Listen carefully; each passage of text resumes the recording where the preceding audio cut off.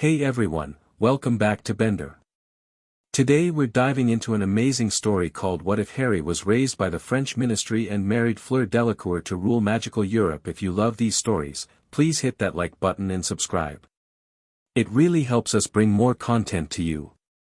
Without further ado, let's begin. Chapter 1, The French Heir. The night air bit with unusual chill as two cloaked figures materialized at the edge of Godric's hollow.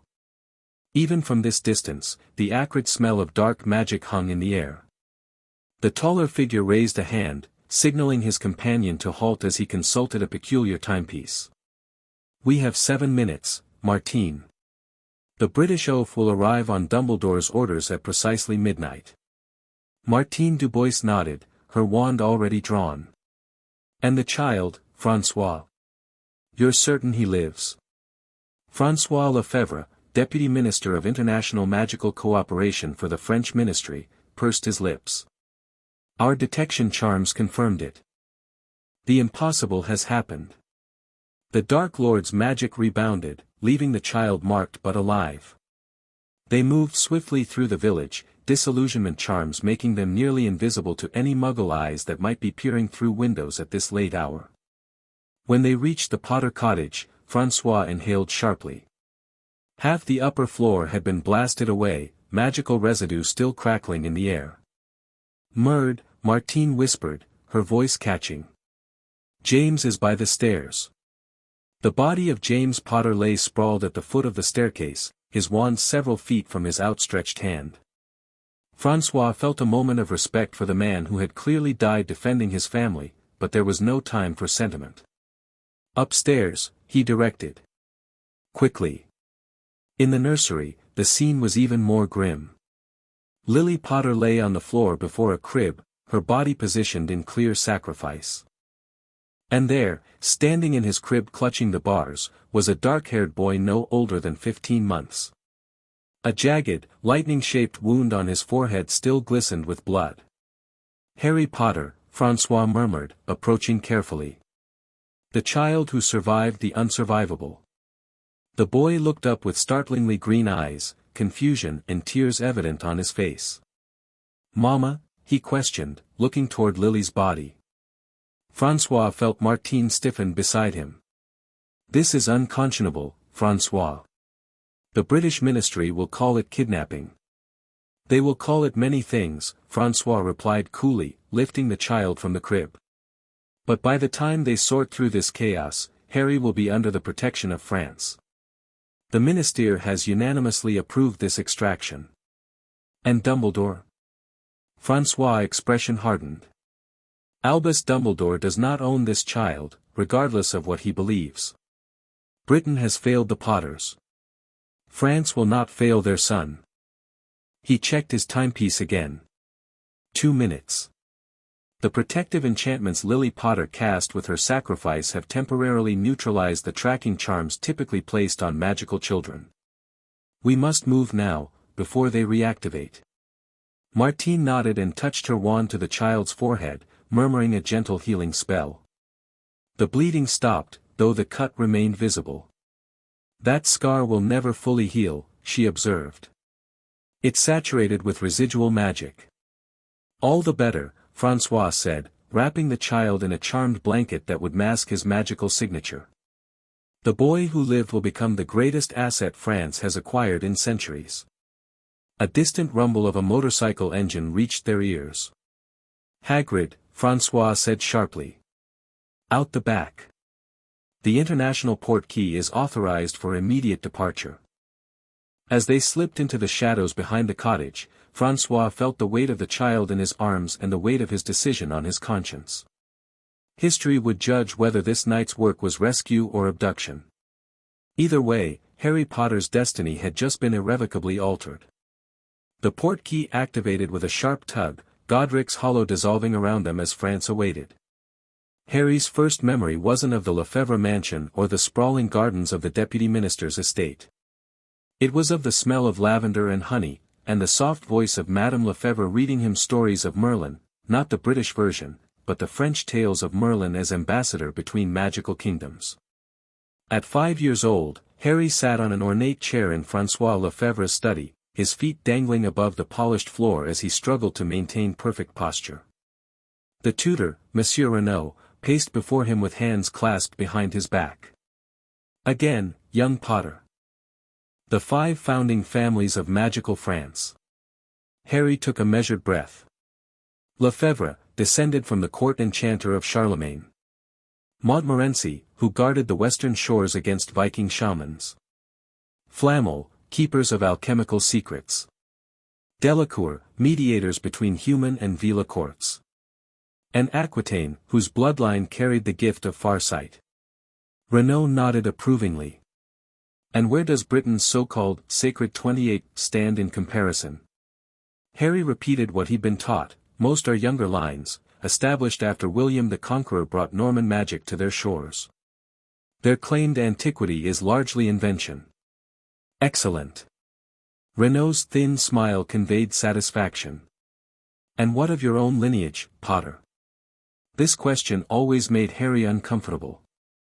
The Potters descend from Linfred of Stinchcombe, a potion-maker of some note. My mother was Muggle-born, with no established magical lineage. Yet you survived what no wizard in recorded history has survived, Renaud observed, studying Harry as though he were a curious magical specimen.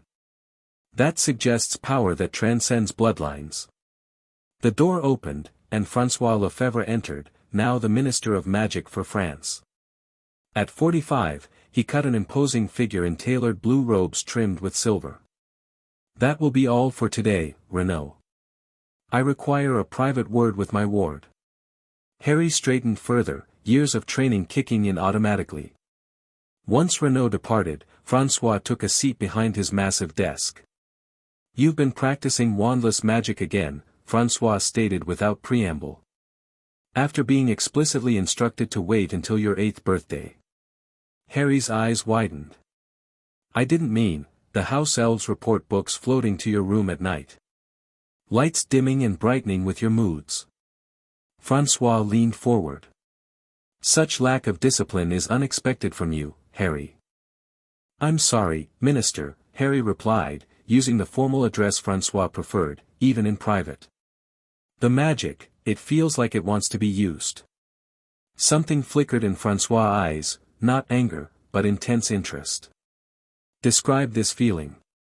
Harry hesitated. Like pressure building behind a dam. When I don't use it, it becomes uncomfortable. François nodded slowly, making a note in the ledger on his desk. This confirms certain theories. Your magical core is unusually developed for your age. He closed the ledger with a snap. New arrangements will be made. You'll begin formal wand training tomorrow, 3 years ahead of schedule. Harry couldn't suppress his smile. Thank you, Minister. This isn't a reward, Harry. It's a necessity. Uncontrolled magic in a wizard of your potential creates unacceptable risks. François stood, moving to a cabinet that Harry had never seen opened. Which is why you'll be receiving this. From the cabinet, François withdrew a slender box of dark wood. Inside lay a wand of unusual design, pale wood with spiraling patterns etched into its surface. This is not your permanent wand, François clarified. That will come later. This is a training wand, crafted specifically to help channel and discipline your particular magical signature. Harry reached for it hesitantly, and the moment his fingers touched the wood, a shower of blue-white sparks cascaded from the tip. The pressure he'd described instantly eased, replaced by a warm current flowing through his arm. Interesting, François murmured. Most training wands produce a minimal reaction. Yours suggests exceptional compatibility. What wood is it made from? Harry asked, still marveling at the sensation. Alpine ash, with a core of sphinx hair. Sphinx hair is known for its ability to resist impulsive or emotional magic, precisely what you need to develop control. Harry looked up. When can I begin? Your enthusiasm is noted, François said dryly. But magic is not merely about power, Harry. It is about precision, intent, and most importantly, purpose. He moved to stand before Harry, his imposing height casting a shadow. And your purpose must always be to serve the interests of magical France, which has given you a home, an education, and a future when Britain would have seen you raised in obscurity by muggles. Harry nodded solemnly. He had heard variations of this speech throughout his childhood. I understand, Minister. See that you do. Francois' expression softened marginally. Now, Madame Lefebvre has arranged a small celebration for your early wandmanship. I believe chocolate frogs may be involved. It was the closest thing to fatherly warmth Francois ever displayed. The grand halls of Beauxbatons Academy of Magic echoed with the musical lilt of voices as students in powder blue robes navigated the marble corridors between classes. At 13, Harry Potter stood a head shorter than many of his classmates, but few failed to notice his passage. Potter, called a voice from behind. Harry turned to see Pierre Montmorency approaching, flanked by his usual entourage. Pierre was 15, handsome in a sharp, aristocratic way that matched his personality. I heard you convinced Madame Maxime to let you join the advanced dueling seminar, Pierre said, his tone casual but his eyes calculating. Rather presumptuous for a third year, isn't it? Harry kept his expression neutral. The headmistress makes her decisions based on ability, not age. Or perhaps based on who your guardian is? Pierre suggested with a thin smile. Minister Lefebvre does sit on the school's governing board. Several students nearby paused, sensing the brewing confrontation. Harry felt a familiar flicker of irritation but suppressed it. Francois had repeatedly warned him about displaying emotion publicly. If you have concerns about the headmistress's decisions, I'm sure she'd be happy to discuss them with you, Harry replied evenly. Pierre's smile turned cold. Always so diplomatic, Potter. One might forget you're not actually French. He stepped closer, lowering his voice. No matter how well you speak our language or how many of our customs you adopt, you'll always be Britain's leftover hero. Our ministry's pet project. Harry's grip tightened on his wand, no longer the training wand, but his permanent one, Rowan with dragon heartstring, 12¼ inches. It had chosen him on his 11th birthday, after Francois had arranged for France's finest wand-maker to present him with 20 possibilities. Is there something specific you wanted, Montmorency? Harry asked, voice deliberately calm. Pierre smirked. Just a friendly wager. First dueling seminar. You and me. Winner takes the position of student representative at the winter diplomatic reception. The diplomatic reception, where ministry officials from across Europe would gather to discuss international magical cooperation. Where decisions affecting wizard kind would be casually mentioned between champagne toasts. Harry had been preparing for months to attend as Francois Ward. That position isn't decided by dueling, Harry pointed out. No, Pierre agreed. It's decided by Madame Maxime, who appreciates both political connections and magical prowess. A public demonstration of which of us possesses more of the latter might prove influential. It was a trap, and Harry knew it. Accept, and he appeared arrogant. Refuse, and he seemed cowardly. Either way, Pierre created the narrative. I don't recall dueling becoming a democratic process, came a new voice, light but authoritative. A slender boy with sandy hair and intelligent eyes had stopped beside them. Michel Flamel, great-grandson of the famous Nicolas Flamel, and the only student at Beauxbatons who spoke to Harry without agenda or awkwardness. This is a private conversation, Flamel, Pierre said dismissively. Michel raised an eyebrow. In the main corridor? How private? He turned to Harry. Madame Gerard is looking for you. Something about your transfiguration thesis needing immediate revision before submission to the Academy Journal. It was a convenient fiction, but Harry nodded gratefully. I should go. We'll have to continue this another time, Montmorency. As they walked away, Michel muttered, he's becoming increasingly problematic. He sees me as competition, Harry replied quietly. The Montmorency family has advised the ministry for generations. Then Francois brings in a British orphan and grooms him for influence. Michel shot him a sideways glance. Is that how you see it too? Being groomed? Harry had never put it quite so bluntly before, even to himself. François saved me from what would have been a difficult life in Britain. He's given me every advantage. That's not what I asked, Michel persisted as they entered the Academy's magnificent gardens. Crystal fountains tinkled musically around them, and magical butterflies with wings of actual stained glass flitted between meticulously sculpted hedges. Harry remained silent for several steps. What I think doesn't matter. What matters is what I do with the opportunities I've been given. Michel snorted. You sound exactly like him when you say things like that. Like who? The minister. You even get that same little crease between your eyebrows. Michel stopped by a stone bench beneath a willow tree, their usual spot for candid conversations. Look, I know you feel indebted to him. But at some point, you need to decide if you're going to be Harry Potter or François Lefebvre's political project. Harry frowned. It's not that simple. It never is. Michel pulled out a small package from his robes. Which is why I brought this. Happy early birthday. Harry accepted the package with surprise. His birthday was still 2 weeks away.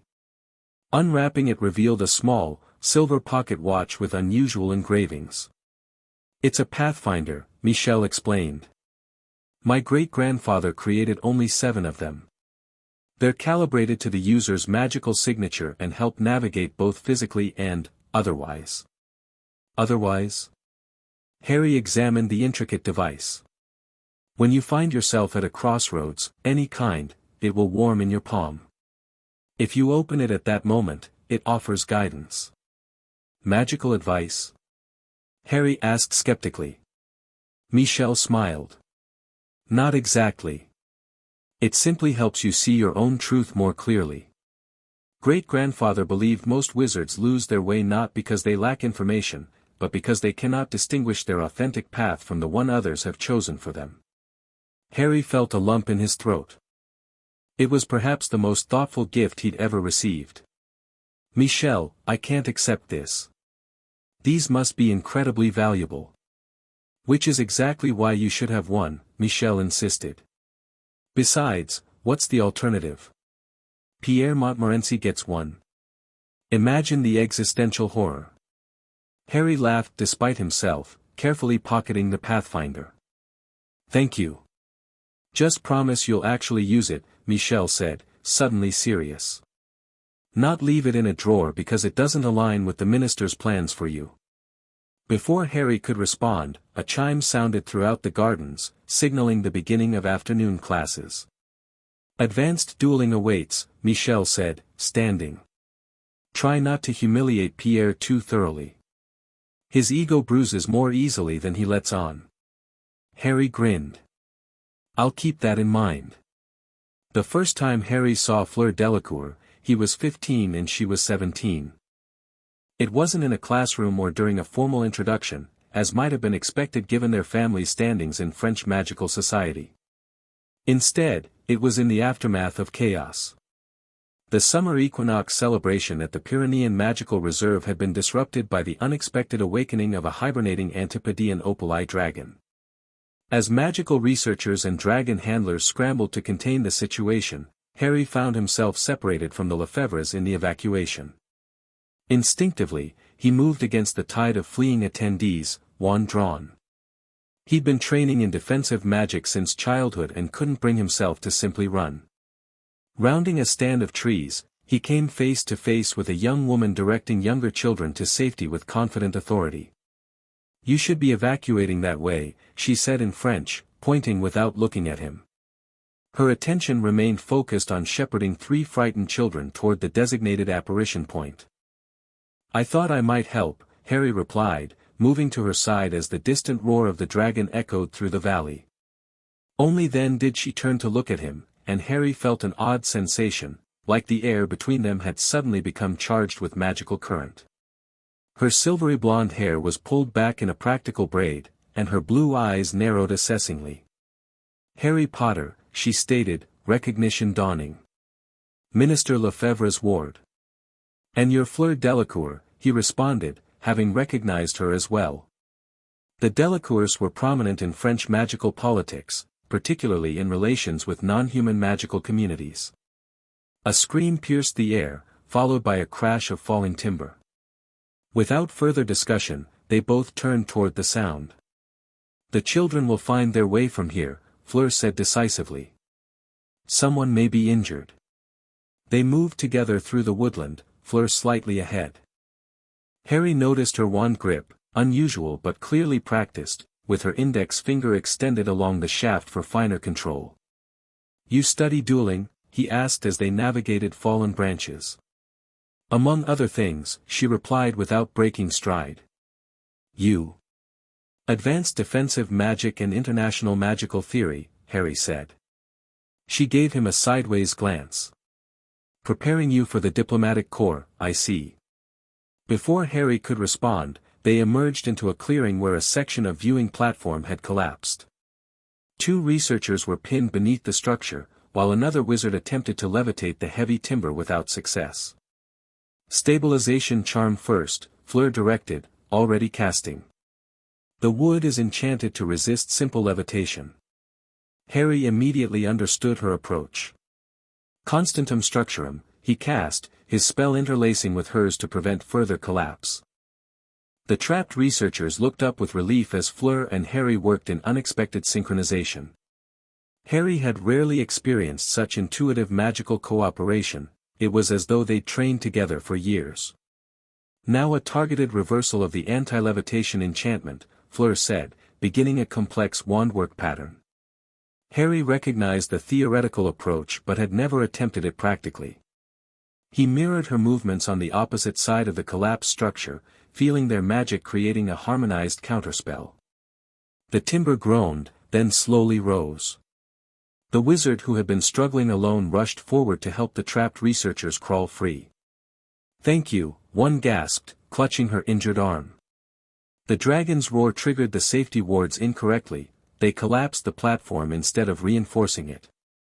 A tremendous crash from beyond the trees reminded them of the ongoing situation. We should find the handlers, Harry suggested, already turning toward the sound. Fleur grabbed his arm, her grip surprisingly strong. The dragon handlers have arrived with the containment team, she said, nodding toward the blue-uniformed wizards now visible in the distance. We'd only be in their way. Harry hesitated, then nodded. She was right, they were students, not trained dragon handlers. As they escorted the injured researchers toward the medical tent, Harry found himself studying Fleur with growing curiosity. She moved with the confidence of someone far older, yet couldn't be more than 2 or 3 years his senior. You're starting your final year at Beauxbatons in autumn? He asked. Yes. And then the International Confederation internship program. Harry raised his eyebrows. That's highly competitive. So am I, she replied simply. At the medical tent, she handed over the researchers with efficient instructions to the healers before turning back to Harry. You're not what I expected, she said abruptly. What did you expect? Someone more. She seemed to search for the right word, managed. Minister Lefebvre's protégé, raised to parrot ministry positions. Harry felt a flare of indignation. And instead? Instead I find someone who runs toward danger rather than away from it. Interesting. She studied him with that same assessing gaze. They say you'll eventually take a senior position in magical cooperation. That's the plan, Harry acknowledged. Is it your plan, or his? She asked pointedly. Before Harry could answer, a voice called out, Fleur. We've been looking everywhere for you. A middle-aged wizard Harry recognized as Sebastian Delacour approached, relief evident on his face. I was helping with the evacuation, Papa, she explained. Harry Potter assisted me. Sebastian Delacour's expression shifted to one of interest. Minister Lefebvre's ward. A pleasure to meet you, young man. Your reputation precedes you. Thank you, sir, Harry replied automatically. Though I'm not sure what reputation that would be. Sebastian smiled diplomatically. One of exceptional magical ability and political promise, of course. Francois speaks highly of your progress. The mention of Francois reminded Harry that he should be looking for his guardian. I should find the minister. He'll be concerned about my whereabouts. Of course, Sebastian agreed. Fleur, we should also rejoin your mother and sister. As Harry turned to leave, Fleur spoke again. Potter. He looked back. You never answered my question, she said. Is it your plan, or his? Harry felt the weight of the Pathfinder in his pocket, suddenly warm against his thigh. I suppose I'll have to figure that out, he answered honestly. Something like approval flickered in her eyes before she turned to follow her father. It would be nearly a year before their paths crossed again. The infiltration was discovered purely by chance. Harry was 17 and working late in Francois' private study at the ministry. As the minister's ward and now official aide, he had access to sensitive materials for organizing and prioritizing. Francois trusted him with this task explicitly. Harry's discretion had been cultivated since childhood. When the filing cabinet in the corner made a soft clicking sound, Harry might have dismissed it as the building settling. But years of training had attuned him to anomalies, and this particular cabinet contained international intelligence reports. Drawing his wand, Harry approached cautiously. The cabinet appeared undisturbed, its enchanted locks intact. But when he cast a subtle detection charm, the air around it shimmered with the telltale trace of recent tampering. Revelio Vestigium, he whispered, a more advanced spell than taught at Beauxbatons, one that Francois' security chief, Maurice Rousseau, had personally instructed him in. Golden particles materialized in the air, forming the ghostly outline of hands touching the cabinet approximately 20 minutes earlier. The hands weren't Francois, nor did they match any of the authorized ministry personnel. Harry's pulse quickened. He considered calling for security but hesitated. If there was an infiltrator with access to Francois' office, who could be trusted? Thinking quickly, Harry cast a tracing charm on the magical residue. A faint trail of golden particles extended from the cabinet toward the door, then became nearly invisible, suggesting the intruder had cast counter-detection spells after realizing they might have left traces. Harry followed, maintaining a disillusionment charm around himself. The trail led through the ministerial corridors, growing fainter with each turn. On the third level, it disappeared entirely near the international Fleur connection. Cursing silently, Harry was about to return to Francois' office when he noticed a cleaning witch working unusually late. Something about her movements seemed rehearsed rather than routine. He watched as she emptied a trash bin, carefully extracting a single parchment that she slipped into her pocket rather than her collection bag. Harry moved closer, still disillusioned. The witch finished her task and headed toward the staff exit, a rarely used door that bypassed the main security checkpoints. Hominum Revelio, he whispered, confirming they were alone in the corridor before he made his decision. As the witch reached for the door, Harry cast in rapid succession, Colloportus, sealing the exit, followed immediately by Incarcerus, conjuring ropes that wrapped around the startled witch. She fell forward with a cry, her wand clattering to the floor. Harry ended his disillusionment, keeping his wand trained on her. Don't move, he ordered in French. The witch looked up, her expression morphing from shock to calculation. Mr. Potter, she said in English, British English. I was wondering when our paths would cross. Harry kept his distance. Who are you?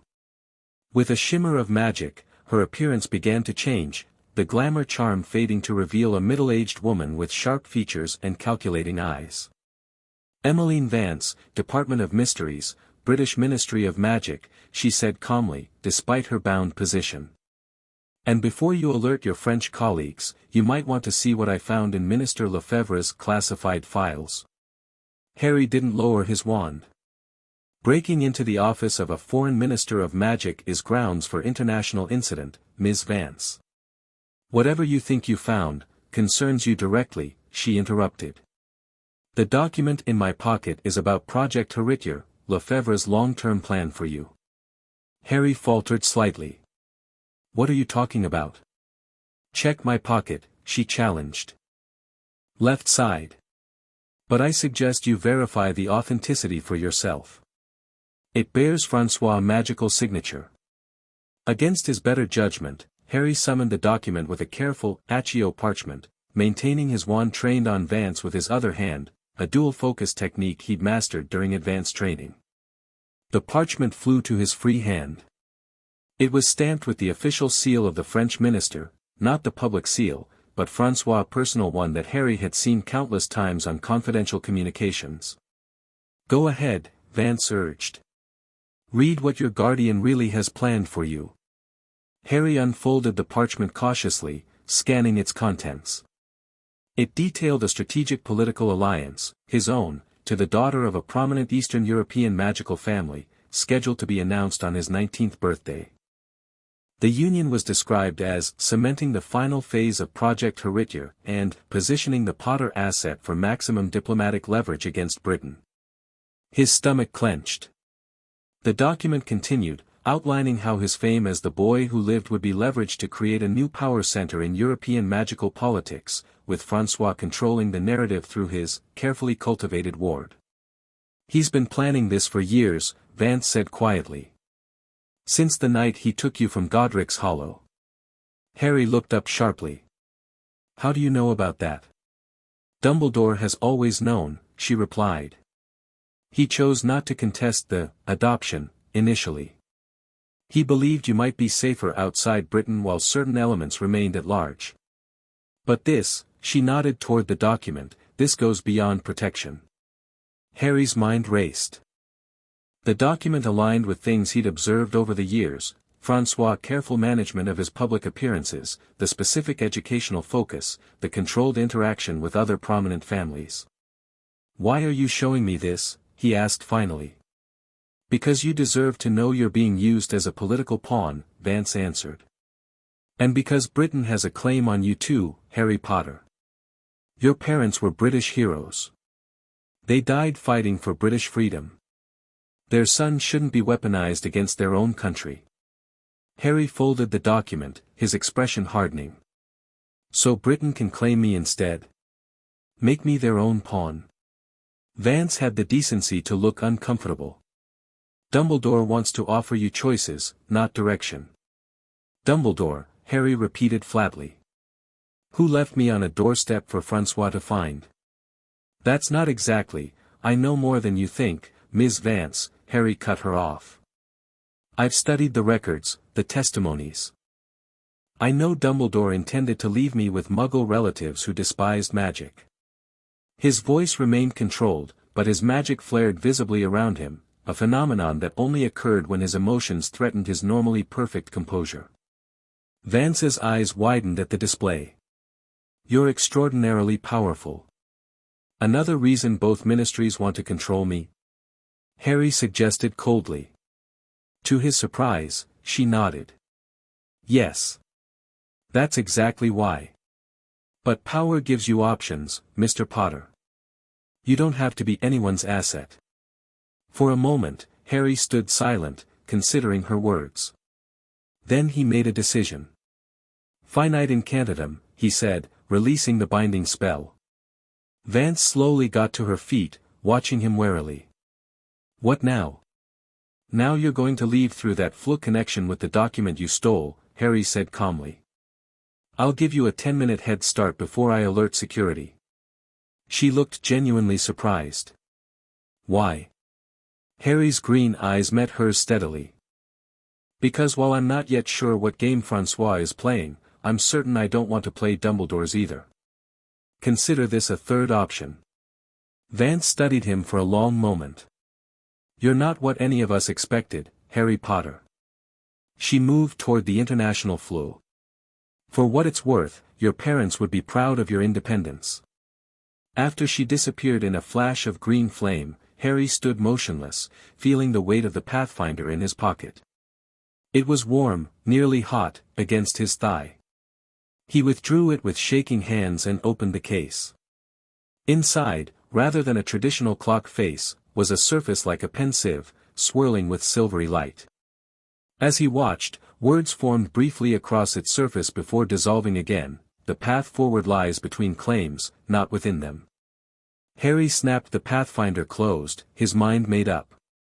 He would confront Francois, but not immediately. First, he needed more information, and allies of his own. The confrontation, when it finally came, was not at all what Harry had anticipated. He had spent weeks gathering information, carefully accessing records without triggering the monitoring spells Francois had placed on sensitive materials. Michel Flamel had provided crucial assistance, leveraging his family's ancient connections to uncover the full scope of Project Héritier. What Harry discovered was both more and less sinister than Vance had implied.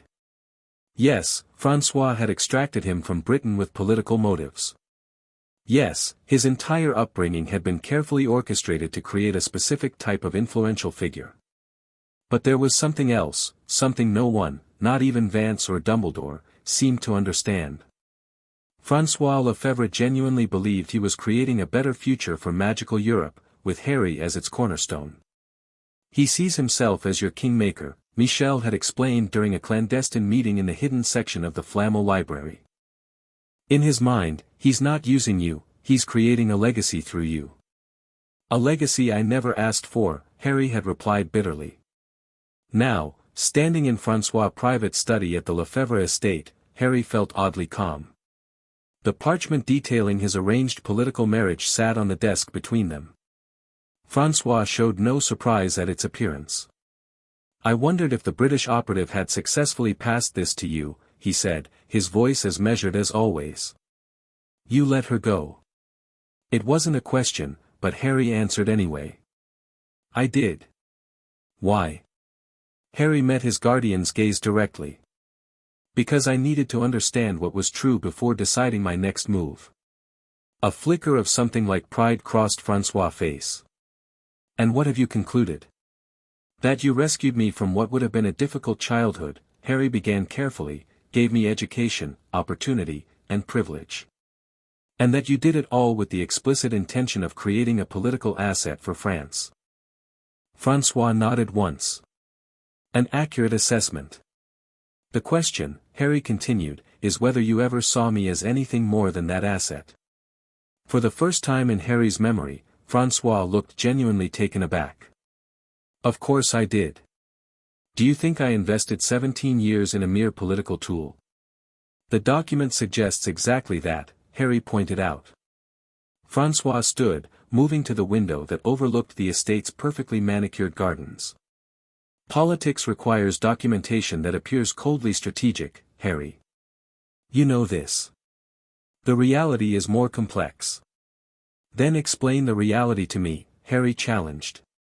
Explain why you've arranged my entire future without once consulting me. Francois turned back, his expression solemn.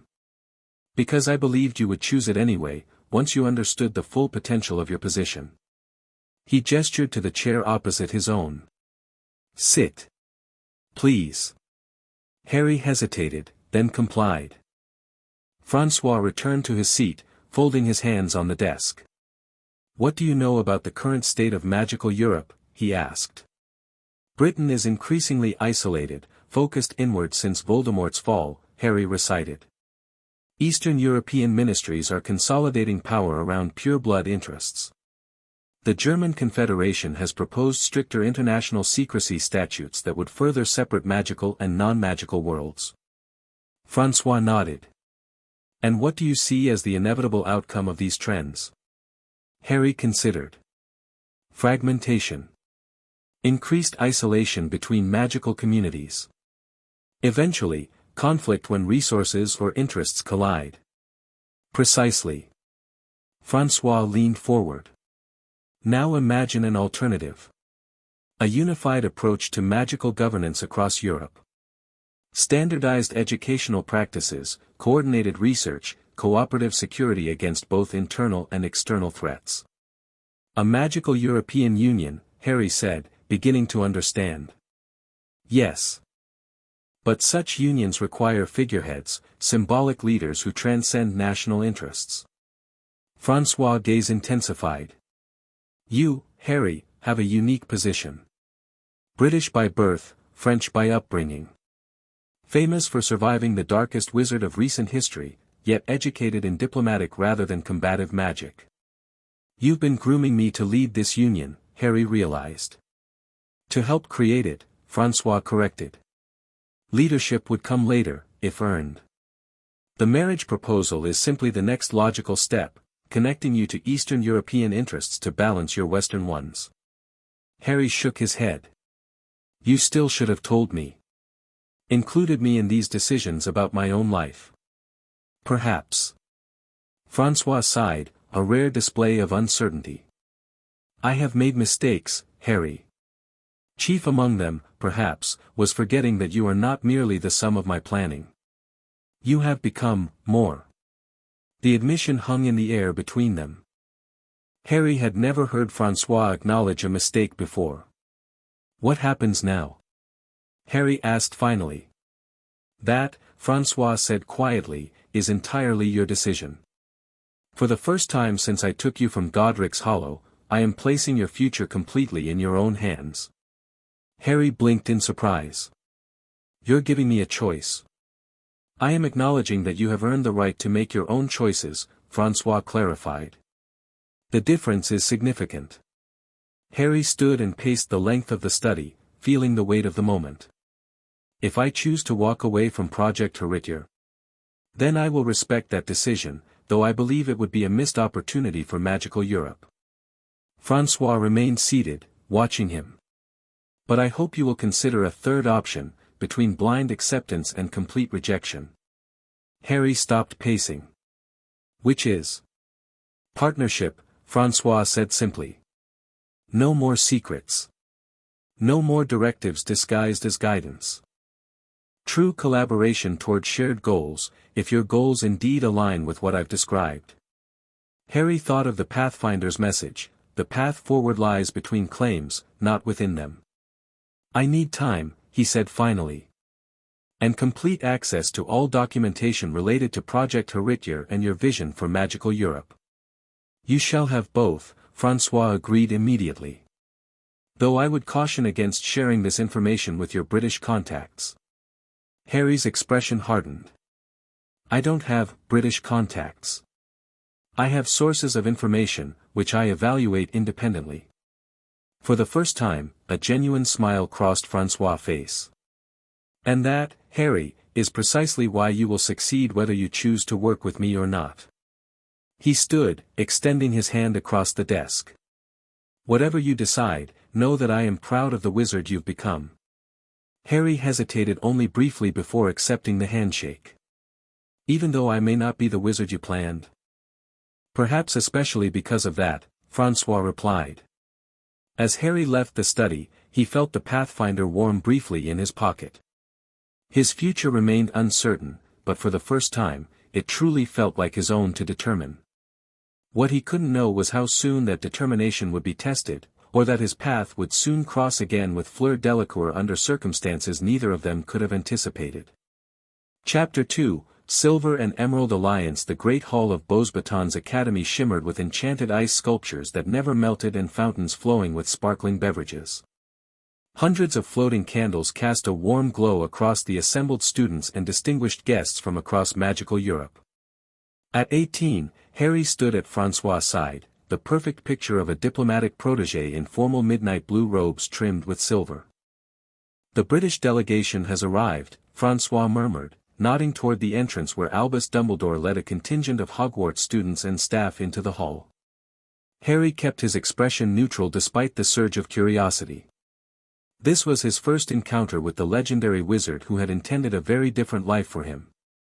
Dumbledore's gaze swept the room and paused momentarily when it reached Harry, a flicker of something, recognition, assessment, perhaps regret, crossing his aged features. He'll approach you before the evening ends, Francois predicted. Remember what we discussed. Over the past year, Harry and Francois had reached a cautious new understanding. No longer guardian and ward, but not quite equals, collaborators with occasionally divergent interests. Harry had reviewed the entire Project Heritier dossier and found much he agreed with, though he'd firmly rejected the arranged marriage component. I remember, Harry replied. Diplomatic but non-committal. Francois' mouth twitched with the hint of a smile. And the Durmstrang contingent? Arrives tomorrow. Headmaster Karkaroff was delayed by the storm system over Eastern Europe. Harry's attention was diverted by a flash of silvery blonde hair. Fleur Delacour had entered from a side door, dressed in formal teaching robes that marked her new position as junior professor of international magical relations, the youngest ever appointed at Beauxbatons. Her gaze met Harry's across the room, and she offered a slight nod of acknowledgement. Interesting choice, Francois commented, following Harry's line of sight. Madame Maxime appointing the Delacour heir to oversee tournament diplomacy. Is it? Harry asked, genuinely curious. Since their brief encounter 2 years earlier, he'd researched the Delacour family extensively. Their position mediating between human and Veela courts gave them unique diplomatic leverage. The Delacours have always maintained a certain independence from ministerial politics, Francois explained. Sebastian declined a senior ministry position 3 times. They prefer to operate on the periphery, where they can maintain connections to both official channels and more unconventional allies. Before Harry could inquire further, Madame Maxime approached, towering majestically over even the tallest wizards present. Minister Lefebvre, Mr. Potter, she greeted them warmly. I trust you find the arrangement satisfactory. Beyond reproach, as always, Olympe, Francois replied with practiced charm. Beauxbatons will no doubt set a new standard for the Triwizard Tournament. We are particularly pleased with the security enhancements, she said, glancing meaningfully at Harry. Perhaps Mr. Potter might appreciate a more detailed explanation of those measures. Professor Delacour has been instrumental in their implementation.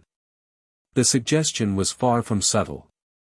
Harry recognized the deliberate maneuvering, Madame Maxime creating a diplomatic reason for him to speak with Fleur away from Francois' direct oversight. I would indeed find that valuable, Harry agreed, catching Francois' barely perceptible nod of approval. The minister recognized the political currents at play as well as Harry did. Excellent, Madame Maxime beamed. Professor Delacour will meet you by the tournament display in 10 minutes. And now, Minister, regarding the judging protocols. As Madame Maxime deftly guided Francois toward the judge's enclosure, Harry made his way through the crowd. Several Beauxbatons students nodded respectfully as he passed, others whispered behind their hands. His unique status had always created a certain distance between himself and his peers, respected but never fully integrated. The tournament display dominated the far end of the hall, a magnificent model of the 3 schools, with the Triwizard Cup rotating slowly above them, emanating blue-white light. Harry studied the security runes etched into its base, recognizing ancient protective enchantments interwoven with modern magical signatures. Impressive, isn't it? Came a smooth voice from behind him. Though the visible protections are merely the surface layer. Harry turned to find Fleur standing closer than expected, her eyes evaluating the display critically. Professor Delacour, he greeted her formally. Congratulations on your appointment. Thank you, Mr. Potter. A hint of amusement colored her voice at the formality between them. Shall we dispense with pretense? Madame Maxime didn't send you to discuss security measures. Harry raised an eyebrow. No. Then why am I here? Because in 3 days, the Goblet of Fire will be lit, and she believes you will be selected as Beauxbatons champion. Fleur's directness was refreshing after years navigating Francois' careful diplomatic conversations. She wants to ensure you understand what that might mean politically. I haven't submitted my name, Harry pointed out. Yet you've been training intensively in combat magic for the past 6 months. Fleur countered. Coincidentally beginning shortly after the tournament revival was announced. Harry frowned. You've been monitoring my training schedule? I make it my business to understand the motivations of important players. She gestured toward a quieter alcove off the main hall. Walk with me. They moved away from the crowd, finding relative privacy near a large window overlooking the moonlit gardens. The night air carried the scent of enchanted roses that bloomed year-round. "Why would Madame Maxime want me as champion?" Harry asked once they were alone. "There are 7th years with more advanced magical training. But none with your particular significance." Fleur leaned against the window frame, studying him. "The tournament's revival isn't merely about inter-school cooperation, Harry.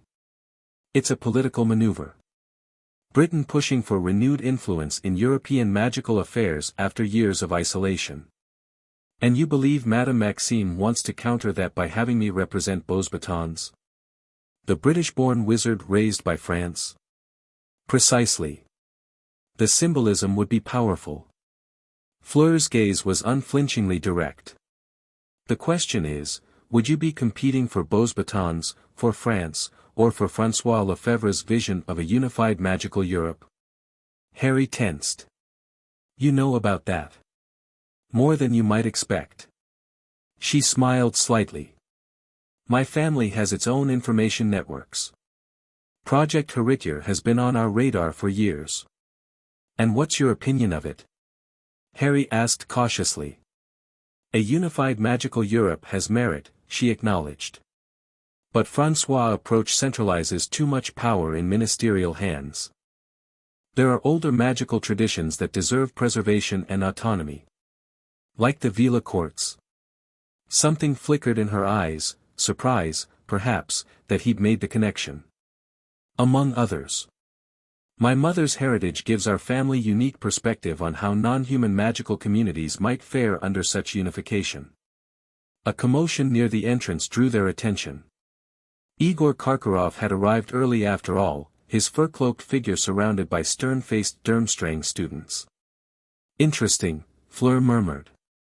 "Karkaroff was reportedly delayed until tomorrow." "Plans change," Harry suggested. "Or someone wanted to create the impression of delay." Fleur's expression sharpened. "Karkaroff was a Death Eater who avoided Azkaban by providing names to British authorities. He has complicated loyalties." Harry studied her with growing curiosity. "You're remarkably well informed for a junior professor." "My position is academic. My interests are broader." She straightened, her formal demeanor returning. "You should know that Dumbledore has requested a private meeting with you tomorrow." "How do you know that?" "As tournament liaison, all such requests pass through me." She smiled faintly. "I've scheduled it for 3 o'clock in the Blue Salon. I thought you might appreciate the advance notice." "I would indeed," Harry acknowledged, recognizing the small but significant favor. "Thank you. One more thing," Fleur added, her voice lowering. "If you do become champion, be wary. The tournament's revival comes at a curious time. There are whispers of movement among dark wizards across Europe, former Grindelwald sympathizers making contact with British Death Eater remnants." Harry frowned. "François hasn't mentioned any such intelligence. Perhaps he doesn't have it. Or perhaps he doesn't wish to concern you with it yet." Fleur's expression was unreadable. "Not all information flows through ministries, Harry Potter." Before he could respond, a silvery light materialized beside them, a perfectly formed butterfly Patronus. It hovered before Fleur, wings pulsing gently. "Duty calls," she said after receiving its silent message. "Consider what we've discussed. And Harry? Whatever you decide about the tournament, remember that you have allies beyond the ministry." She departed with the graceful efficiency he remembered, leaving Harry with far more questions than answers, and the distinct feeling that the tournament would be merely the surface of what unfolded in the months ahead. "You have your mother's eyes." Those were Albus Dumbledore's first words to Harry, spoken softly in the Blue Salon as afternoon light filtered through stained-glass windows. The old wizard stood by the fireplace, his purple robes embroidered with silver stars that occasionally twinkled independently of the light. "So I've been told," Harry replied neutrally, maintaining a careful distance. "And your father's bearing," Dumbledore continued, studying him with keen blue eyes that seemed to see far more than Harry was comfortable revealing. Though perhaps with a touch more diplomatic restraint than James ever managed. I appreciate the observation, headmaster, but I doubt you requested this meeting to discuss my parentage. Dumbledore smiled sadly. On the contrary, Harry, may I call you Harry? Your parentage is precisely why I'm here. Minister Lefebvre typically joins me for meetings with foreign officials, Harry said, ignoring the request for familiarity. Ah, but this isn't an official meeting between representatives of Britain and France. Dumbledore gestured to the comfortable chairs arranged before the fireplace. This is a conversation between a headmaster and a student who might have attended his school under different circumstances. Harry remained standing. Those circumstances being the night you intended to leave me with Muggle relatives who despised magic, while François Lefebvre offered me education and opportunity. If Dumbledore was surprised by Harry's bluntness, he didn't show it. You've been told a particular version of events, I see. I've researched extensively, Harry countered. The Dursleys' attitudes toward magic are well documented. As are the blood protections your mother's sacrifice created, Dumbledore said quietly. Protections that would have been strengthened by your presence in her sister's home, regardless of Petunia's personal feelings. Harry hadn't expected this direct acknowledgement. You would have prioritized magical protection over emotional well-being. I would have prioritized your survival, Dumbledore said simply. Lord Voldemort's followers remained at large. Many still do. And yet I've survived quite well in France. Under extraordinary security measures, yes. Dumbledore's eyes twinkled. François has been most thorough in that regard, if not entirely transparent about his longer-term intentions for you. Harry stiffened. My relationship with Minister Lefebvre is not your concern. Perhaps not, Dumbledore conceded, finally taking a seat. But your connection to Britain, to your parents' legacy and to the wizard who tried to kill you, remains my concern, regardless of which country has raised you. Voldemort is dead, Harry stated flatly. Is he? Dumbledore's gaze intensified. Have you never wondered about that scar, Harry? About why it occasionally troubles you, particularly when you dream? Harry's composure faltered momentarily. The dreams, vivid, disturbing visions that had increased in frequency over the past year, were something he discussed with no one, not even François. How could you possibly know about that? He demanded. Because I have spent 17 years studying what happened that night in Godric's Hollow, Dumbledore replied calmly. And I have come to believe that the connection forged between you and Voldemort did not end with his apparent destruction. Harry found himself sitting despite his earlier resolve to remain standing. Explain. I believe that Voldemort took certain measures to ensure he could not truly die, Dumbledore said, his voice grave. Measures involving the darkest of magics. And I believe that as he grows stronger, yes, Harry, stronger, your scar reacts to that connection. If that were true, surely the French ministry would have detected signs of his return, Harry argued, though doubt had begun to creep into his thoughts. Would François share such intelligence with you if he had? Dumbledore asked gently. Or would he protect you from knowledge he felt might distract you from your designated path?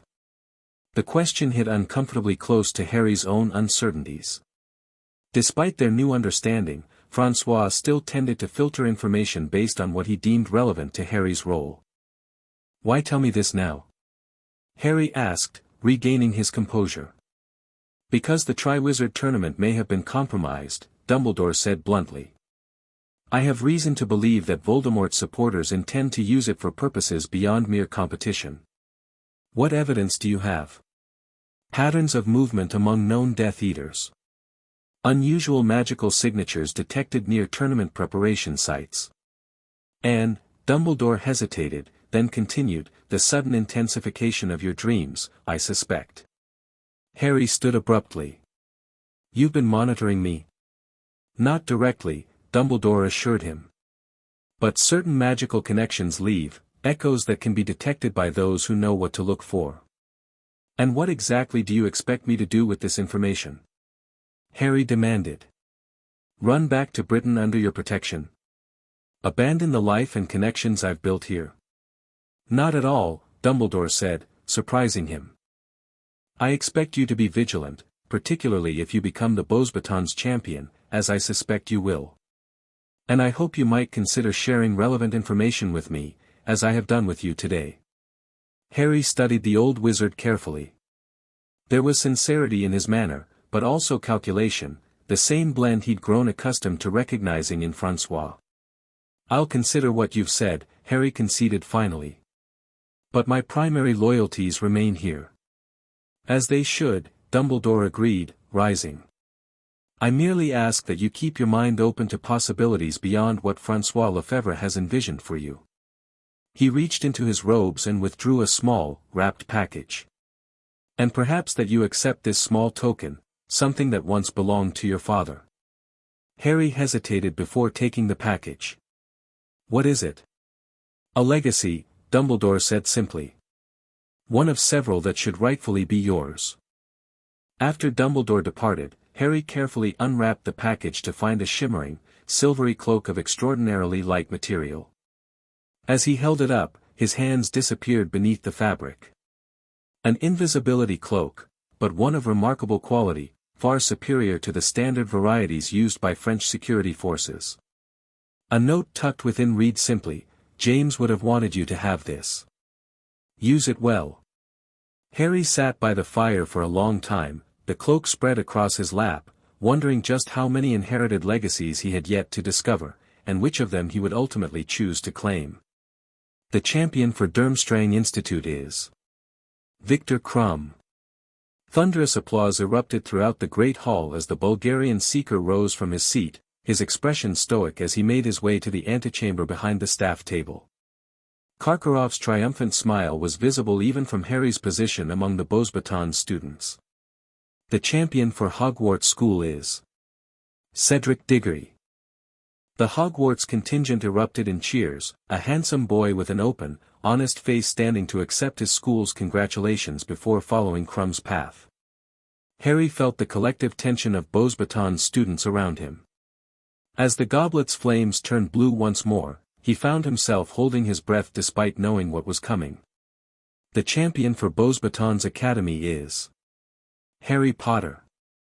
The eruption of cheers from the Beauxbatons students was immediate, though Harry caught the flash of disappointment on several seventh-years' faces. He stood, accepting the congratulatory pats on his back with a practiced smile that revealed none of his inner conflict. As he walked toward the antechamber, he caught sight of Francois at the judge's table, his expression one of measured satisfaction. Beside him, Dumbledore watched Harry with unreadable eyes. And near the side entrance, Fleur Delacour observed the proceedings with careful attention, giving Harry the slightest nod as their eyes met. The goblet's flames suddenly turned blue again, drawing gasps from the assembled crowd. A fourth piece of parchment shot into the air, which Madame Maxime caught with surprising dexterity given her size. Her expression darkened as she read the name. Fleur Delacour. A confused murmur swept through the hall.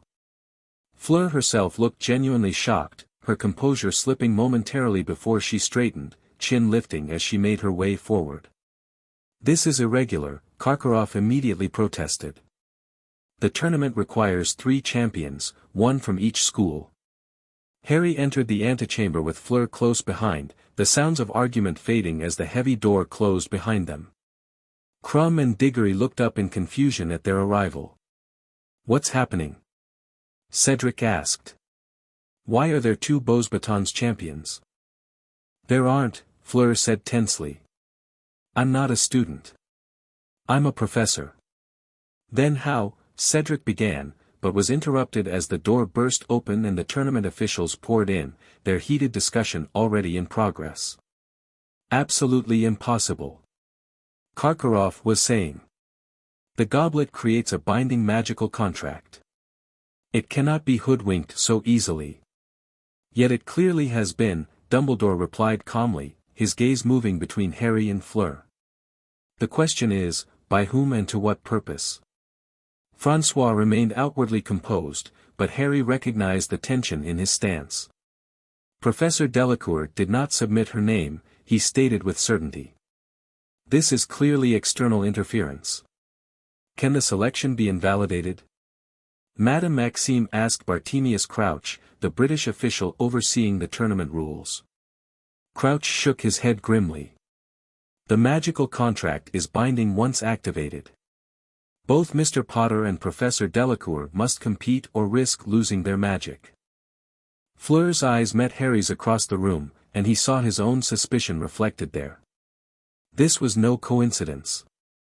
If I might suggest, Dumbledore interjected, rather than viewing this as an imbalance favoring Beauxbatons, perhaps we should consider that someone wanted specifically these 4 individuals to participate in the tournament. For what purpose? Karkaroff demanded. That, Dumbledore said softly, is what concerns me most. The discussion continued for nearly an hour, with various accusations and counter-proposals flying, but the conclusion remained unchanged. All 4 champions would compete, with Fleur's scores counted separately from Harry's for Beauxbatons. As the meeting finally concluded, François drew Harry aside. This changes things, he said quietly. Be extremely cautious. This manipulation suggests someone with both significant power and concerning intentions. I'll be careful, Harry assured him, though his mind was already racing with implications. What about Fleur? François' expression was calculating.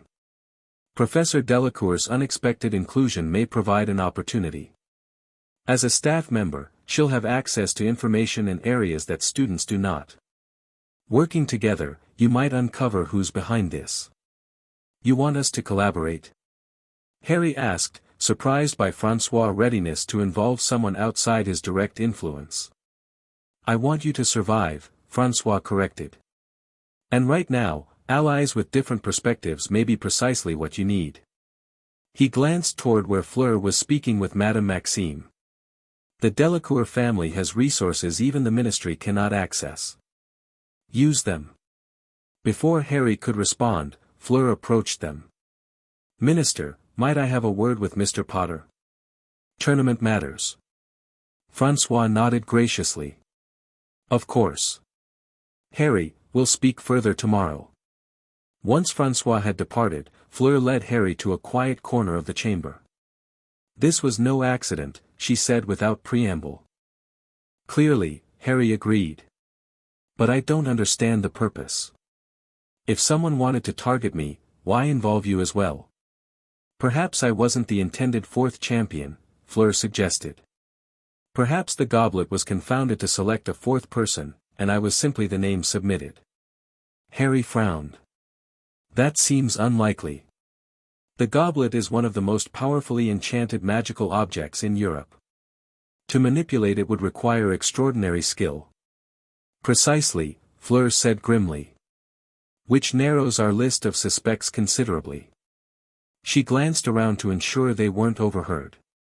Meet me at the East Tower Observatory at midnight. Bring your invisibility cloak. Harry blinked in surprise. How do you? I have my sources, she said with the ghost of a smile. Midnight, Harry. We have much to discuss that shouldn't be overheard. The observatory atop Beauxbatons East Tower offered an unparalleled view of the night sky. Unlike Hogwarts' astronomy tower, which focused on traditional star charting, this space housed sophisticated magical instruments that measured celestial magic and its fluctuations. Harry arrived at precisely midnight, the invisibility cloak draped around his shoulders. Fleur was already there, bent over a complex silver device that resembled an astrolabe but with rotating rings that moved independently, tracking something beyond mere planetary positions. Right on time, she said without looking up. And yes, I could sense you arrived despite the cloak. It's exceptional, but Veela heritage grants certain perceptive abilities. Harry removed the cloak, still adjusting to its remarkable properties. How did you know about it? Dumbledore's visit wasn't as private as you might have thought, Fleur replied, finally turning to face him. The Blue Salon has listening enchantments dating back centuries. As tournament liaison, I have access to their records. You spied on my conversation with Dumbledore? Harry asked, unsure whether to be impressed or offended. I monitor all interactions between visiting officials and potential champions, she corrected. Though I admit, your meeting proved particularly illuminating.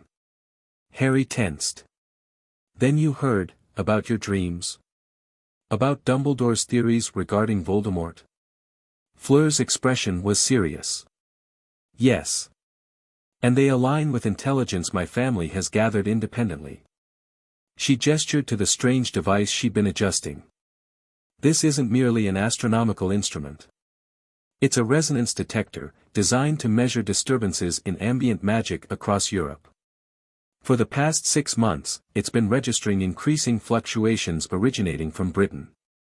Harry approached the device cautiously. The innermost ring pulsed with a dim, reddish light, concentrated on a point that clearly represented the British Isles' dark magic signatures, he asked. Of a very specific kind, Fleur confirmed. The same patterns recorded during Voldemort's first rise to power, but weaker, as if, regenerating.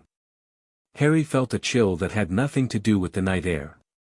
You believe Dumbledore is right, then? That Voldemort is somehow returning. The evidence supports that possibility, Fleur said carefully. But more concerning is the recent change in pattern.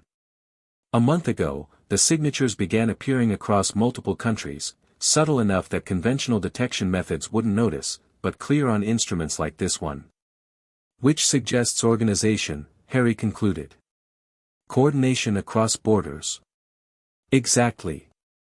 Fleur adjusted one of the rings, and the illuminated area expanded to highlight points across Eastern Europe. Now consider the timing of the Triwizard Tournament's revival after nearly a century, bringing together students from the 3 major European magical schools. A perfect opportunity for international movement without raising suspicions, Harry murmured. Delegations traveling with diplomatic immunity, increased contact between ministries. And 4 specifically chosen champions, Fleur added. Victor Crumb, whose family has connections to Eastern European dark arts circles despite his own clean reputation. Cedric Diggory, whose father works in the Department for the Regulation and Control of Magical Creatures, a department that would be first to detect certain types of dark creature activity. And us? Harry prompted. Fleur's eyes met his directly. You're obvious, the boy who lived, whose connection to Voldemort runs deeper than most realize. And I. She hesitated. My family's Veela connections provide access to magical communities that exist outside ministerial oversight. Communities that would be valuable allies for anyone planning large-scale magical operations. Harry processed this information, mind racing with implications. So the tournament may be a cover for recruiting or positioning operatives across Europe. Or worse, Fleur said quietly. A mechanism for some ritual or magical working that requires specific participants. We need to warn François and the other ministers, Harry decided. With what evidence? Fleur challenged. Celestial readings that most would dismiss as theoretical. Dumbledore's theories, which many consider the ramblings of a wizard past his prime.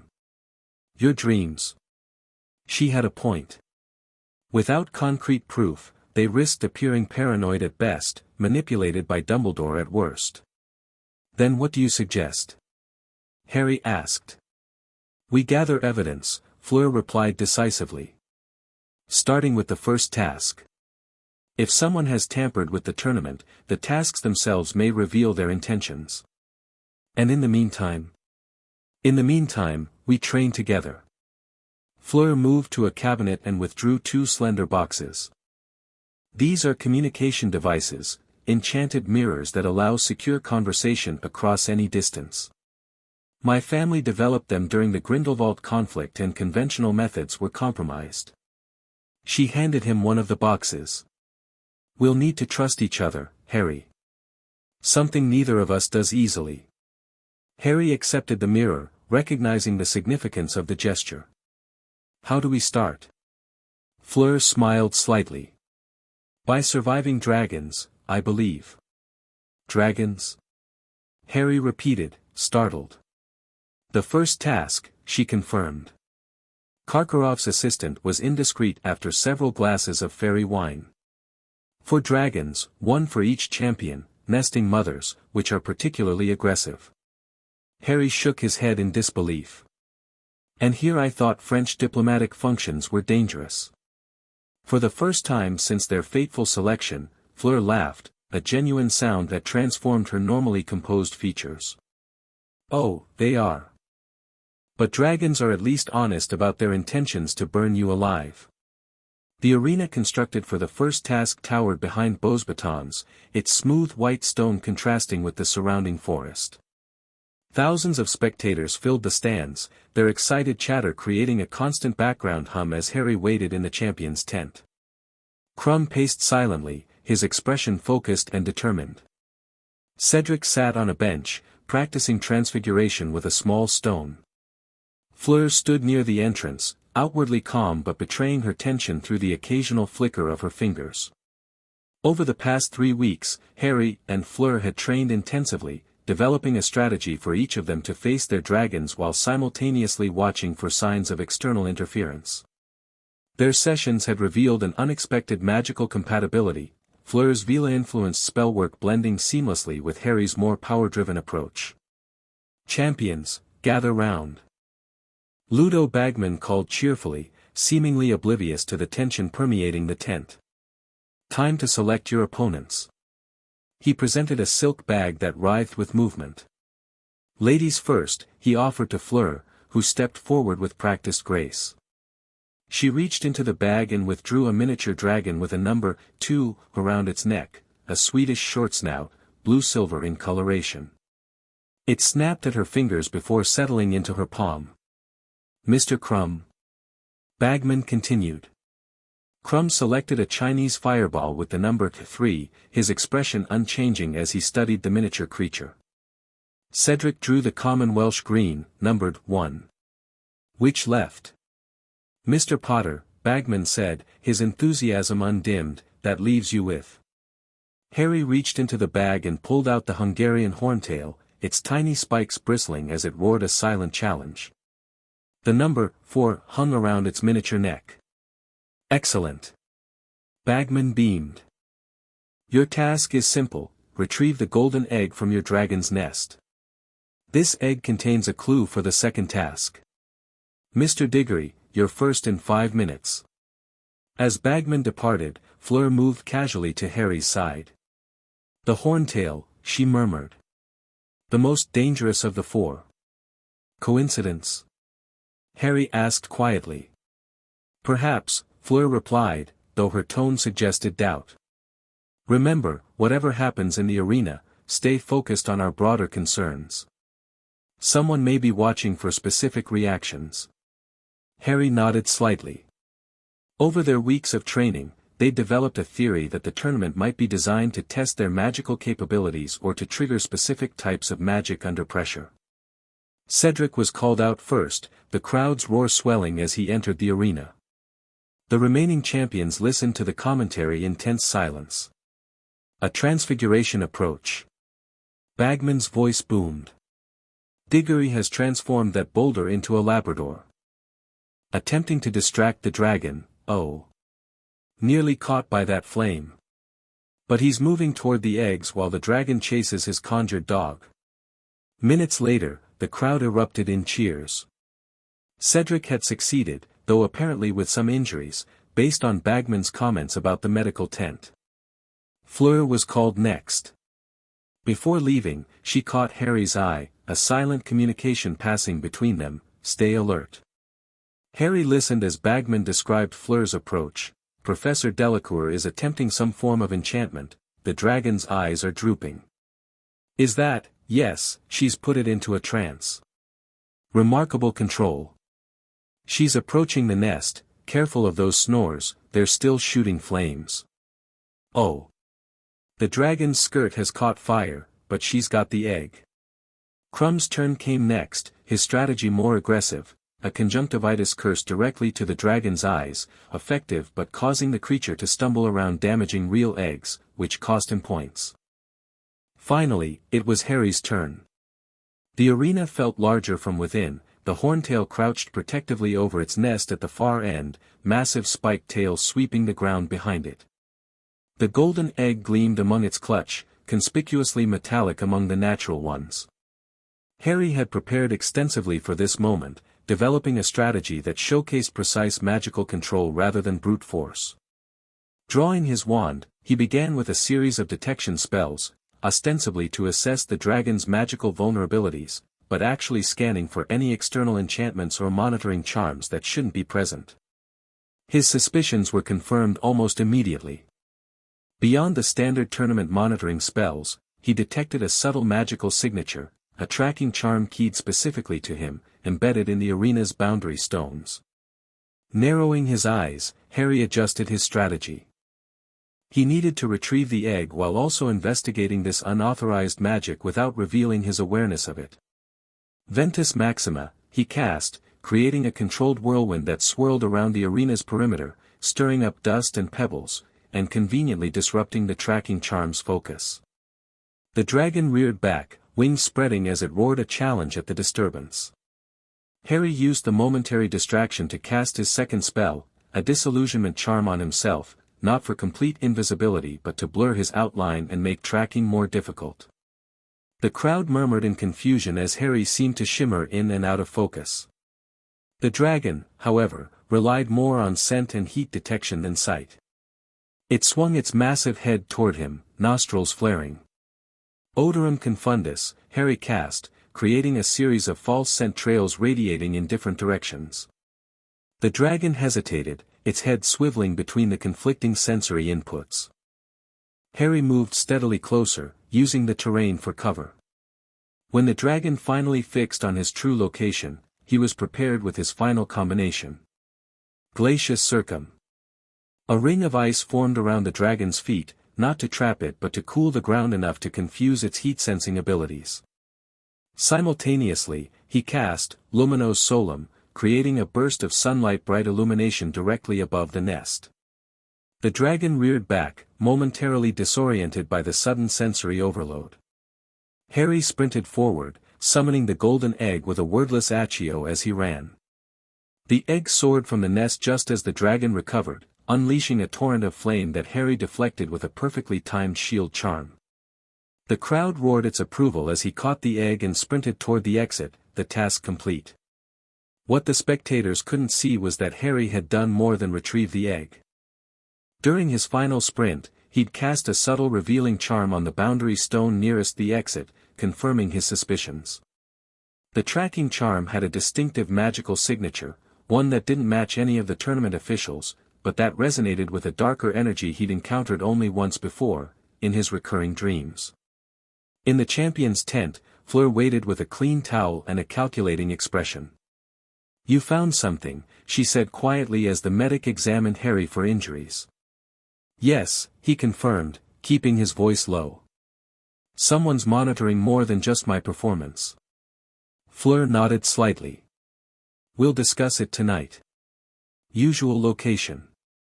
As Harry's scores were announced, placing him first, with Fleur and Crumb tied for second, he caught Dumbledore watching him with a knowing expression. Across the judges' table, François appeared pleased but thoughtful, clearly recognizing that Harry's approach had been more strategic than merely showy. Between them sat Barty Crouch, the British official whose placid expression revealed nothing of his thoughts. But as Harry met his gaze briefly, he felt a sudden, sharp pain lance through his scar, brief but intense enough to make him wince. The connection Dumbledore had warned about was real. And it was growing stronger. The weeks between the first and second tasks passed in a blur of activity. Harry divided his time between deciphering the golden egg's clue, a screeching mess that only revealed its murmish song when submerged in water, training with Fleur, and discreetly investigating the unauthorized monitoring magic they discovered. Their midnight meetings in the observatory had become a regular occurrence, with Fleur bringing intelligence from her family networks while Harry shared insights gleaned from his unique position between François and the British delegation. The tracking charm was definitely linked to dark magic, Harry explained one snowy evening in December. "I've been researching similar signatures in the restricted section of the Beauxbatons library." Fleur looked up from the map she'd been annotating. "And? It's reminiscent of magic used by Voldemort's followers during the First War," Harry said grimly. A modified version of the Dark Mark spell that connected Death Eaters to their master. Fleur frowned thoughtfully. That suggests someone within the tournament organization may be connected to Voldemort. But who? Harry paced the observatory, the golden egg sitting on a table nearby. François has vetted the French contingent thoroughly. Dumbledore vouches for his people. That leaves Karkaroff, who has a known Death Eater past, or the British Ministry representatives. Bartemius Crouch was famously harsh on Death Eaters during the war, Fleur pointed out. He sent his own son to Azkaban. Which could be the perfect cover, Harry countered. No one would suspect him.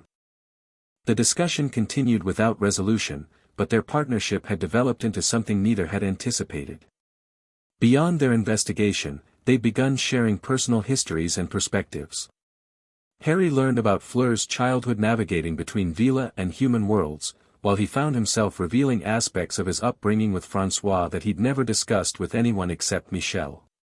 On the evening before the second task, they met for final preparations in the underwater chamber beneath Bosbaden's ornamental lake, a secured training space where they could practice aquatic magic without observation. The bubblehead charm should maintain your air supply for the full hour, Fleur demonstrated, a perfect transparent sphere forming around her head. But we should prepare backup methods in case of interference. Harry nodded, practicing the charm himself. I've also mastered partial transfiguration for swimming efficiency, he said, demonstrating by transforming his feet into flipper-like appendages. Impressive, Fleur acknowledged. Though your pronunciation of the transfiguration incantation still carries that British inflection. Says the woman whose shield charms sparkle unnecessarily, Harry retorted with a grin. Fleur raised an elegant eyebrow. Veela magic has certain, aesthetic qualities. They're not merely decorative. Their easy banter belied the tension both felt about the coming task. The golden egg's clue had been straightforward: come seek us where our voices sound, we cannot sing above the ground, and while you're searching, ponder this, we've taken what you'll sorely miss, an hour long you'll have to look, and to recover what we took, but past an hour, the prospect's black, too late, it's gone, it won't come back. What troubles me, Fleur said, becoming serious, is the what you'll sorely miss component. The tournament organizer selecting what they believe we value most feels intrusive at best, dangerous at worst. Harry had been considering this as well. It's likely to be a person rather than an object. That's traditional for this task in historical tournaments. Which makes it perfect for anyone with ulterior motives, Fleur pointed out. Placing someone you care about in a vulnerable position creates emotional pressure, potentially triggering unpredictable magic under duress. Exactly the kind of reaction someone might be monitoring for, Harry agreed. They practiced for another hour before preparing to depart separately, a precaution they maintained to avoid drawing attention to their collaboration. As Fleur gathered her notes, Harry found himself watching her with a mixture of admiration and growing affection that had begun to transcend their investigative partnership. Be careful tomorrow, he said suddenly. Beyond our tournament concerns, the mere people themselves can be unpredictable. Fleur smiled slightly. Concerned for me, Potter? How chivalrous. Professional courtesy, Harry replied lightly, though they both recognized the deflection. I'd hate to lose my research partner halfway through our investigation. Your concern is noted. Fleur hesitated, then added, my family has asked to meet you, by the way. After the second task, regardless of outcome. Harry raised his eyebrows in surprise. Any particular reason? They believe you might benefit from perspectives outside conventional ministerial politics, she said carefully. Especially given what we've been uncovering. The invitation felt significant, a deliberate opening from a family known for its selective associations. I'd be honored, Harry replied sincerely. Fleur nodded, satisfied. Tomorrow, then. Remember, whatever we find beneath the lake, maintain focus on our broader purpose. Always, Harry promised. Neither could have anticipated just how difficult that promise would be to keep. The February morning dawned cold and misty, the surface of Bosbaden's ornamental lake utterly still as spectators gathered on floating platforms. Harry stood with the other champions on the central platform, acutely aware that Francois was absent from the judges' table. The minister had been unexpectedly called away for an urgent diplomatic matter the previous evening. Even more concerning was the absence of Michel Flamel, who had agreed to meet Harry for breakfast but never appeared. A growing suspicion formed in Harry's mind about what, or rather who, might be waiting beneath the lake's surface. Fleur appeared similarly troubled, her gaze repeatedly drifting toward the empty seat beside her father where her younger sister Gabrielle should have been sitting. "Champions ready?" Bagman called cheerfully. "You have 1 hour to retrieve what has been taken from you." On my whistle, the shrill sound cut through the morning air, and Harry dove immediately, casting the bubblehead charm as he entered the water. The lake was deeper than its ornamental nature suggested, a magical expansion creating an underwater realm large enough to host an entire mere-people settlement. Harry transformed his feet as practiced and swam powerfully downward, using a subtle point-me spell to orient himself toward the center of the lake where the mere-people village likely stood. The murky water limited visibility, but he maintained steady progress, alert for any signs of tampering or unexpected magic. About halfway to the bottom, he encountered Fleur swimming with equal determination.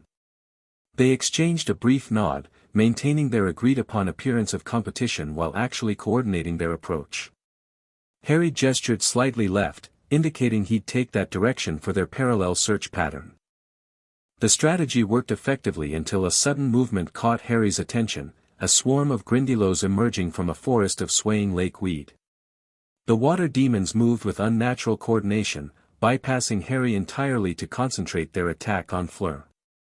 Harry hesitated only momentarily before changing course to assist her. The number of grindylows was far beyond normal, at least 30 swarming around Fleur as she cast defensive spells to keep them at bay. Their behavior seemed orchestrated rather than instinctual. Relatio. Harry cast, sending jets of boiling water toward the creatures. Several released their grip on Fleur, who had sustained multiple scratches across her arms and legs.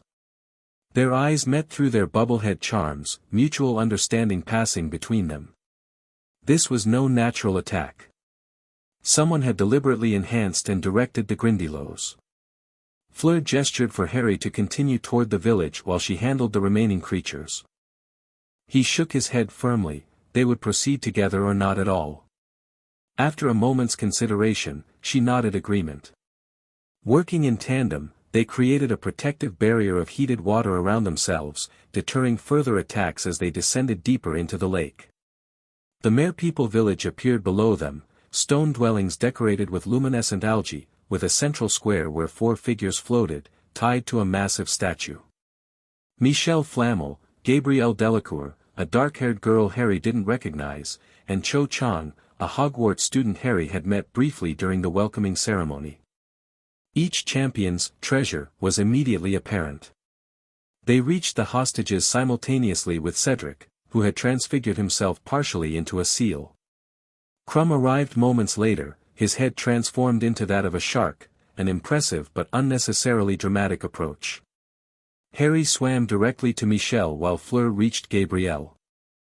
The mere-people guards watched with trident spears ready but made no move to interfere as the champions cut their respective hostages free. As Harry severed Michel's bonds, he noticed something unusual, a faint magical aura surrounding each hostage that didn't match the standard stasis spell he'd expected. Catching Fleur's attention, he subtly directed her gaze to the shimmering field around Gabrielle. Fleur's eyes widened in recognition. She gestured rapidly in a pattern they'd established during training, extraction spell, dark variant. The implications were disturbing. The standard tournament protocol would use a simple stasis charm to keep hostages unconscious and able to breathe underwater. This spell was different, designed not just to preserve but to extract something from the subjects. Harry made a split-second decision. Rather than immediately ascending with Michel, he cast a subtle diagnostic charm on his friend's magical signature. The results confirmed their suspicions. Whatever spell encased the hostages was siphoning magical energy at a barely perceptible rate. Fleur had completed the same check on Gabrielle, her expression hardening behind her bubblehead charm. They needed to get the hostages to the surface immediately, but also needed to preserve evidence of this tampering. Harry extracted a vial from his wetsuit pocket. He'd brought it to collect water samples if needed. Now he used it to capture a portion of the dissipating magical field as it released from Michel. Fleur nodded approval, already beginning to ascend with Gabrielle. The journey to the surface was tense but uneventful. They emerged almost simultaneously, to enthusiastic cheers from the crowd. The hostages awakened upon contact with air, appearing disoriented but otherwise unharmed. "You found each other down there?" Michel asked groggily as Harry helped him onto the platform. "Just coincidence," Harry replied, maintaining their cover. "Are you feeling all right?" Michel frowned slightly. "Oddly tired. They said we'd just be sleeping, but I feel like I've run a marathon." Across the platform, Gabrielle was expressing similar sentiments to Fleur, who maintained a calm expression while performing a subtle diagnostic charm under the guise of checking her sister for injuries. The judges conferred briefly before announcing scores. Cedric took first place for returning exactly at the time limit with his hostage. Fleur and Harry tied for second, with Crumb placing fourth due to his incomplete transfiguration that had caused minor injuries to his hostage. As the crowds dispersed and the hostages were taken to the medical tent for standard post-task examination, Fleur approached Harry under the pretense of formal congratulations. "My family's estate, tonight at 8, she murmured. "The sample you collected may be exactly what we need." "I'll be there," Harry promised, adding more loudly for any listening ears, "Good competition, Professor Delacour." "Indeed, Mr. Potter," she replied formally. "Though next time, perhaps focus on your own hostage rather than assisting competitors." The comment was for show, but as Harry met her gaze, he recognized genuine gratitude beneath the facade. Their partnership had evolved into something neither had anticipated, trust transcending their professional collaboration. What they'd discovered beneath the lake confirmed their worst suspicions. The tournament had been compromised, and whoever was responsible was harvesting magical energy for unknown purposes. The third task loomed as both culmination and potential revelation, a prospect that filled Harry with equal parts determination and dread. The Delacour estate sprawled across a hidden valley in the Pyrenees, unplottable and protected by layers of ancient magic that predated modern French wizardry. Harry arrived via a specially arranged portkey, emerging in a courtyard of pale stone where fountains played and night-blooming magical flowers released softly glowing pollen into the evening air. Fleur waited to greet him, dressed not in her professional robes but in more traditional attire that reflected her Veela heritage, flowing silver-blue fabrics embroidered with patterns that seemed to shift and move in the twilight. "Welcome to Chateau Delacour," she said, extending her hand in formal welcome. "Few outsiders are invited here." Harry accepted her hand with equal formality. "I'm honored by the trust."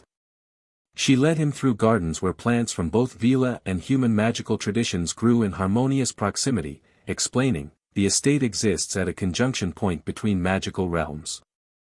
The Veela courts maintain separate territories from human wizardry, but certain places, like this estate, serve as diplomatic grounds between them." They entered a circular chamber within the chateau's eastern wing, where 3 people awaited them. Harry recognized Sebastian Delacour immediately. Beside him stood a woman of extraordinary beauty whose silver-blonde hair and perfect features marked her clearly as Veela.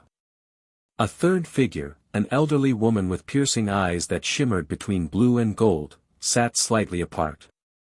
"Harry Potter," Sebastian greeted him, rising. "Welcome. May I present my wife, Apollon, and her grandmother, Madame Celestine, elder of the southern Veela court." Harry bowed respectfully. "Thank you for your invitation, Mr. Delacour, Madame Delacour, Elder Celestine." The Veela elder studied him with unnerving intensity. "The boy carries old magic," she observed in accented French. "Older than his years should allow." "That's partly why we've invited him," Sebastian confirmed. "Please, sit. We have much to discuss and limited time before your absence from Beauxbatons might be noted." As they arranged themselves around a low table inlaid with astronomical symbols, Fleur produced the vial Harry had collected from the lake. Evidence of magical extraction performed on the tournament hostages, she explained, placing it at the center of the table. Apollon waved her hand over the vial without touching it, her eyes narrowing. Blood magic, she said softly. Diluted and disguised, but unmistakable. Blood magic is forbidden under International Confederation law, Sebastian noted grimly. Has been since the Grindelwald conflicts. Human laws mean little to those who seek power beyond conventional boundaries, Elder Celestine commented. She turned her unsettling gaze to Harry. You understand this, young heir. You who bear the touch of death magic in your very skin. Harry instinctively touched his scar. My connection to Voldemort. More than mere connection, the elder corrected. A tethering of souls through forbidden rituals. The dark wizard whose name wizards fear to speak did not truly die because he cannot, not while his anchors remain. The room fell silent at this pronouncement. Harry felt a chill despite the comfortable temperature. You're speaking of Horcruxes, he said quietly.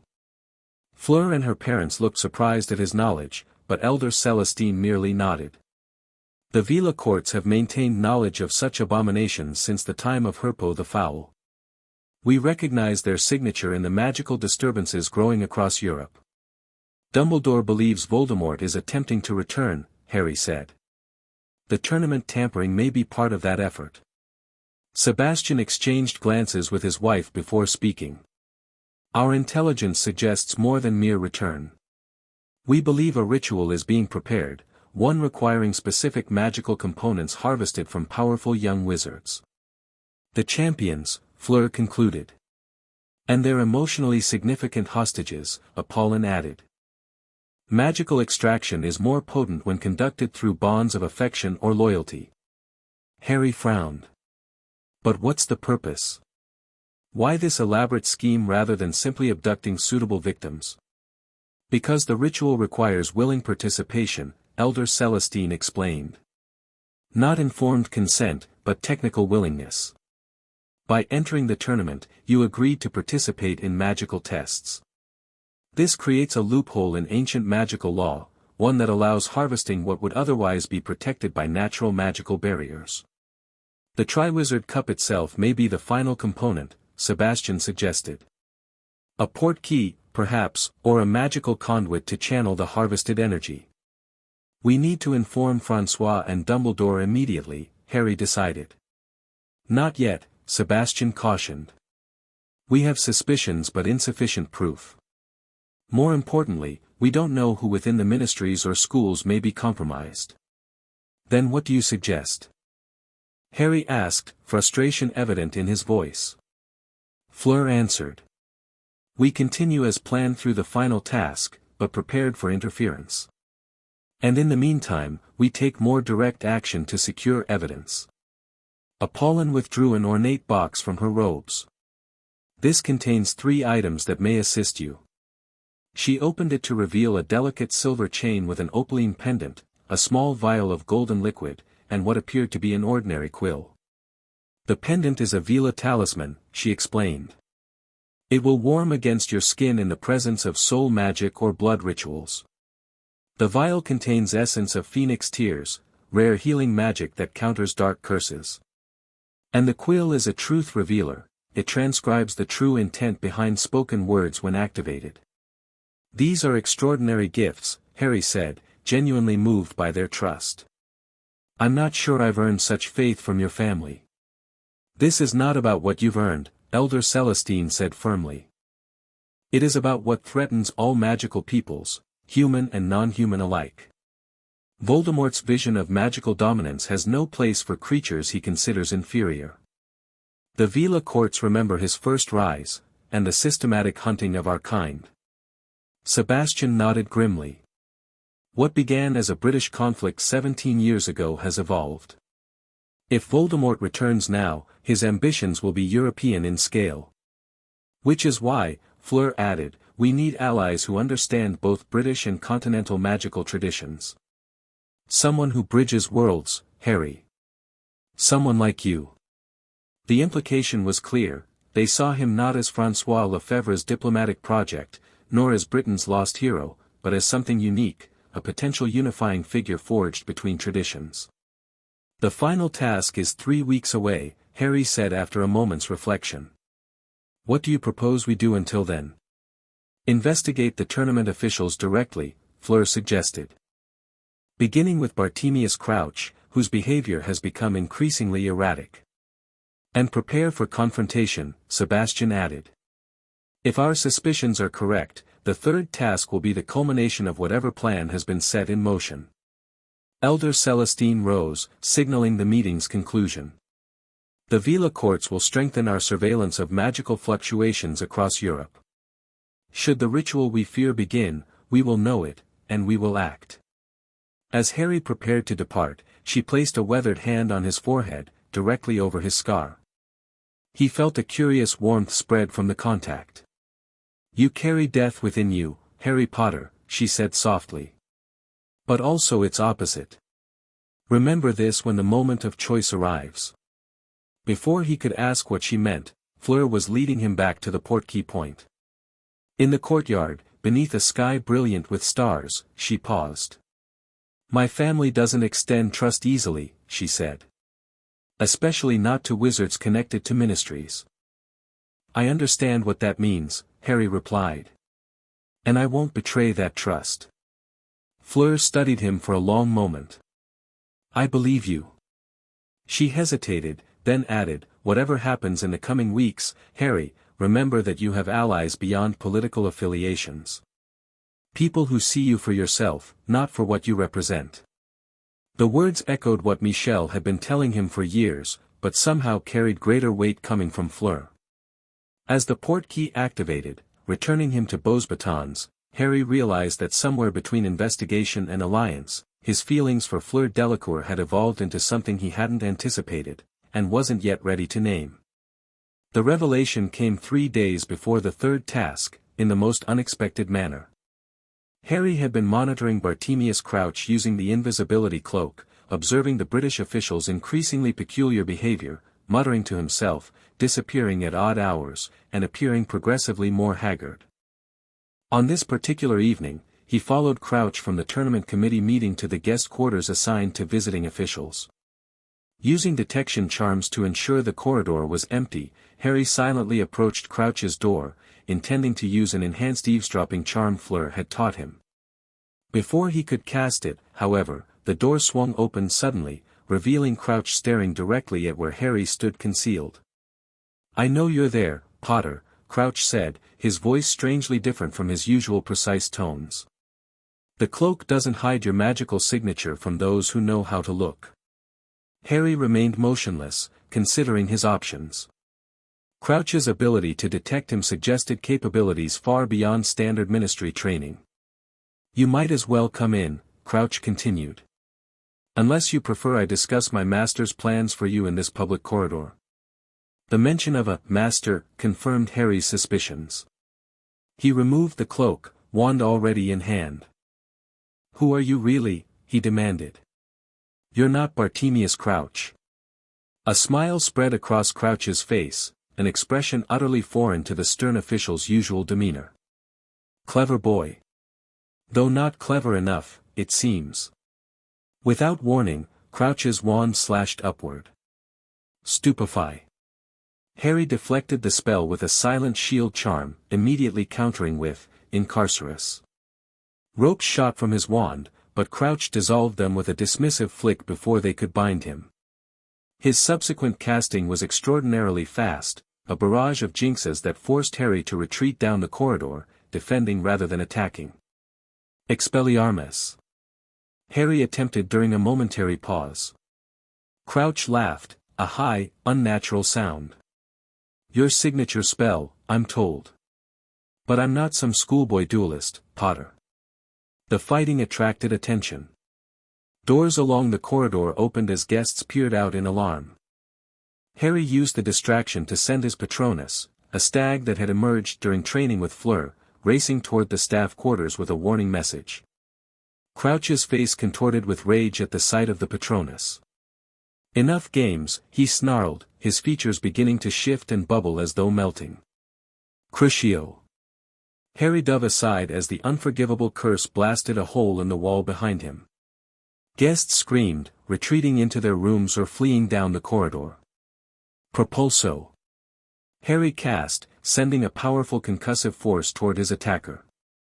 The spell caught Crouch directly in the chest, hurling him backward through his own doorway. Harry advanced cautiously, wand trained on the fallen figure. Crouch was convulsing now, his entire body rippling as though something fought to escape from within his skin. Stay back. Harry ordered the few onlookers brave enough to remain. This man is dangerous. As he approached the threshold, he activated the Veela pendant concealed beneath his robes. It burned hot against his skin immediately, confirming the presence of dark magic. Crouch's face had become a grotesque mask, features flowing and reforming as the effects of what Harry now recognized as polyjuice potion wore off. The distinguished official's appearance melted away, revealing a gaunt, wild-eyed younger man with straw-colored hair. The Dark Lord will return tonight, the man rasped, grinning maniacally despite his injuries. And you've played your part perfectly, Potter. Who are you? Harry demanded, maintaining his defensive stance. The man's laugh was chilling. Don't you recognize me? No, how could you? I was in Azkaban when François Lefebvre stole you from Britain. His eyes gleamed with fanatical light. I am Barty Crouch Jr., faithful servant of the Dark Lord. Footsteps pounded down the corridor as Madame Maxime arrived with several professors, Fleur among them. They halted in shock at the scene before them. Barty Crouch Jr. Madame Maxime gasped. Impossible. He died in Azkaban years ago. A convenient fiction, Crouch Jr. spat. Arranged by my father and that weak, pathetic mother of mine. He turned his gaze back to Harry, expression triumphant despite his capture. You're too late, Potter. The cup is enchanted. Whoever touches it first will be delivered to my master, with all the magical essence we've harvested through the tournament. Fleur pushed forward, wand trained on Crouch. Where is the real Bartemius Crouch? She demanded. Crouch Jr.'s smile widened. Feeding the roses in the East Garden, I believe. What was left of him, anyway? Horror rippled through the assembled group. Harry's mind raced with implications. The third task is tomorrow, Crouch Jr. interrupted gleefully. And all our preparations are complete. My capture changes nothing. The Dark Lord rises tonight, with or without my further assistance. Harry exchanged urgent glances with Fleur. We need to secure the Triwizard Cup immediately, he said. And warn the other champions. Madame Maxime nodded grimly. Professor Lefebvre, Professor Laurent, secure this impostor. The strongest magical restraints we have. She turned to Harry. Mr. Potter, Professor Delacour, come with me to my office. We must contact Minister Lefebvre and Albus Dumbledore without delay. As they hurried through the corridors, Harry brought Fleur up to speed in hushed tones. He confirmed everything we suspected. The tournament was compromised from the beginning, designed to harvest magical energy from the champions and hostages. For a resurrection ritual, Fleur concluded, her expression grave. Voldemort's return. We need to examine the cup before anyone can touch it, Harry insisted as they reached the headmistress's office. Madame Maxime was already activating her communication fireplace, a more sophisticated version of the standard Fleur network, designed for secure conversations rather than transportation. Minister Lefebvre's office, emergency protocol, she commanded. The flames turned emerald green, but instead of François' face appearing, his chief of staff responded. Headmistress Maxime. The minister is currently unavailable, in emergency session regarding a magical disturbance detected in Britain. Harry and Fleur exchanged alarmed glances. What kind of disturbance? Harry asked, stepping forward. The chief of staff hesitated. I'm not authorized to, this is directly relevant to a security breach at Beauxbatons involving the Triwizard Tournament, Madame Maxime interrupted firmly. We have apprehended an impostor posing as Bartemius Crouch, who claims to serve Voldemort. The man's face paled visibly even through the green flames. One moment. The connection went silent briefly before returning. The minister authorizes full disclosure. Massive dark magic signatures have been detected in Little Hangleton, Britain. The pattern matches historical records of Voldemort's magical signature, but significantly amplified. It's already beginning, Harry realized with mounting dread. They must have had a backup plan in case Crouch was discovered. Contact Albus Dumbledore immediately, Fleur urged. He needs to mobilize whatever order he maintained from the First War. Madame Maxime was already adjusting the fireplace connection. Hogwarts headmaster's office, emergency protocol. Dumbledore responded almost instantly, his typically serene expression replaced by grave concern. Olymp? Has something occurred? Quickly, they shared what they'd discovered. Dumbledore listened without interruption, his expression darkening further. I feared as much, he said when they finished. The signs have been mounting. Harry, you must stay where you are, under maximum protection. If Voldemort has indeed returned, you will be his primary target. With respect, Headmaster, Harry replied firmly, remaining passive is not an option. The Triwizard Cup has been enchanted as a port key, likely to this Little Hangleton location. It may be our best chance to confront this directly. Out of the question, Madame Maxime objected immediately. The risk is unacceptable. Harry is right, Fleur said, surprising everyone. The cup provides a direct path to Voldemort's location. We could send a strike force of Aurors into a prepared trap, Dumbledore cautioned. No, we must be more strategic. His eyes fixed on Harry through the flames. Your connection to Voldemort may provide insight. Have your dreams or visions revealed anything about his current state or plans? Harry hesitated, then decided complete disclosure was necessary. The dreams have intensified recently. I've seen fragments, a dilapidated manor house, a graveyard, preparations for a ritual requiring blood of the enemy. And a name that keeps recurring, Riddle. Dumbledore's eyes widened slightly. Tom Riddle is Voldemort's birth name. The location you describe sounds like the Riddle family's former estate in Little Hangleton. He appeared to reach a decision. We need more information before committing to action. Harry, would you permit me to attempt something unprecedented? What exactly? A remote form of legilimency, using our fireplace connection as a conduit. It may allow me to view your recent dreams more clearly, possibly revealing crucial details about Voldemort's current circumstances. Harry glanced at Fleur, who gave a slight nod of encouragement. All right, he agreed, stepping closer to the flames. Focus on your most recent dream, Dumbledore instructed. Bring it to the forefront of your mind. Harry concentrated, recalling the fragmented images that had haunted his sleep the previous night, a cauldron, a withered homunculus-like figure, the graveyard with its distinctive angel statue. Legilimens, Dumbledore cast through the flames. Harry felt a gentle pressure against his consciousness, nothing like the invasive force he'd been trained to resist in mental defense classes. Dumbledore's presence was respectful, merely observing without disturbing his memories. After several moments, the connection ended. Dumbledore's expression was troubled. He is indeed at the Riddle House, the headmaster confirmed. But he is not yet restored to full power. The ritual appears incomplete, waiting for a final component. The magical energy from the tournament, Fleur suggested. Precisely, Dumbledore agreed. Which gives us a brief window of opportunity. I will contact the Order of the Phoenix immediately and mobilize toward Little Hangleton. He looked directly at Harry. You must secure the Triwizard Cup and ensure no champion touches it during tomorrow's task. We'll need to create a substitute, Harry realized. Something that appears identical but lacks the portkey enchantment. I can handle that, Fleur offered. There are Veela enchantment techniques specifically designed to create mirrored objects. Madame Maxime nodded decisively. I will personally examine the maze preparations with Professor Delacour. Mr. Potter, you will remain under guard until we determine the full extent of the compromise.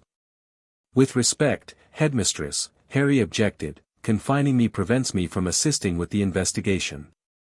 We don't yet know if Crouch had accomplices among the staff or visiting delegations. He's right, Fleur supported.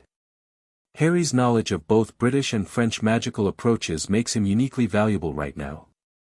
After some negotiation, a compromise was reached. Harry would work directly with Fleur to secure the cup and investigate potential additional threats, while maximum security measures would be implemented throughout Beauxbatons. As they left Madame Maxime's office to begin their work, Fleur pulled Harry into an alcove away from passing staff. This is escalating faster than we anticipated, she said quietly.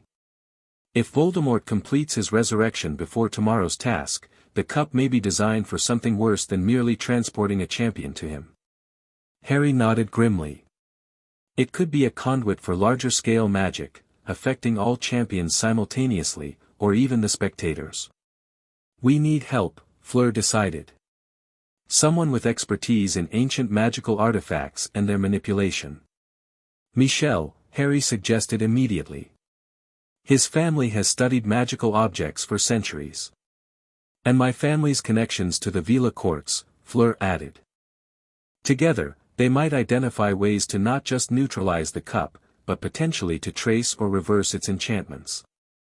They worked through the night, coordinating between Michel's research in the Flamel Library, the Veela elders' ancient knowledge transmitted through Fleur's mother, and their own examination of the tournament preparations.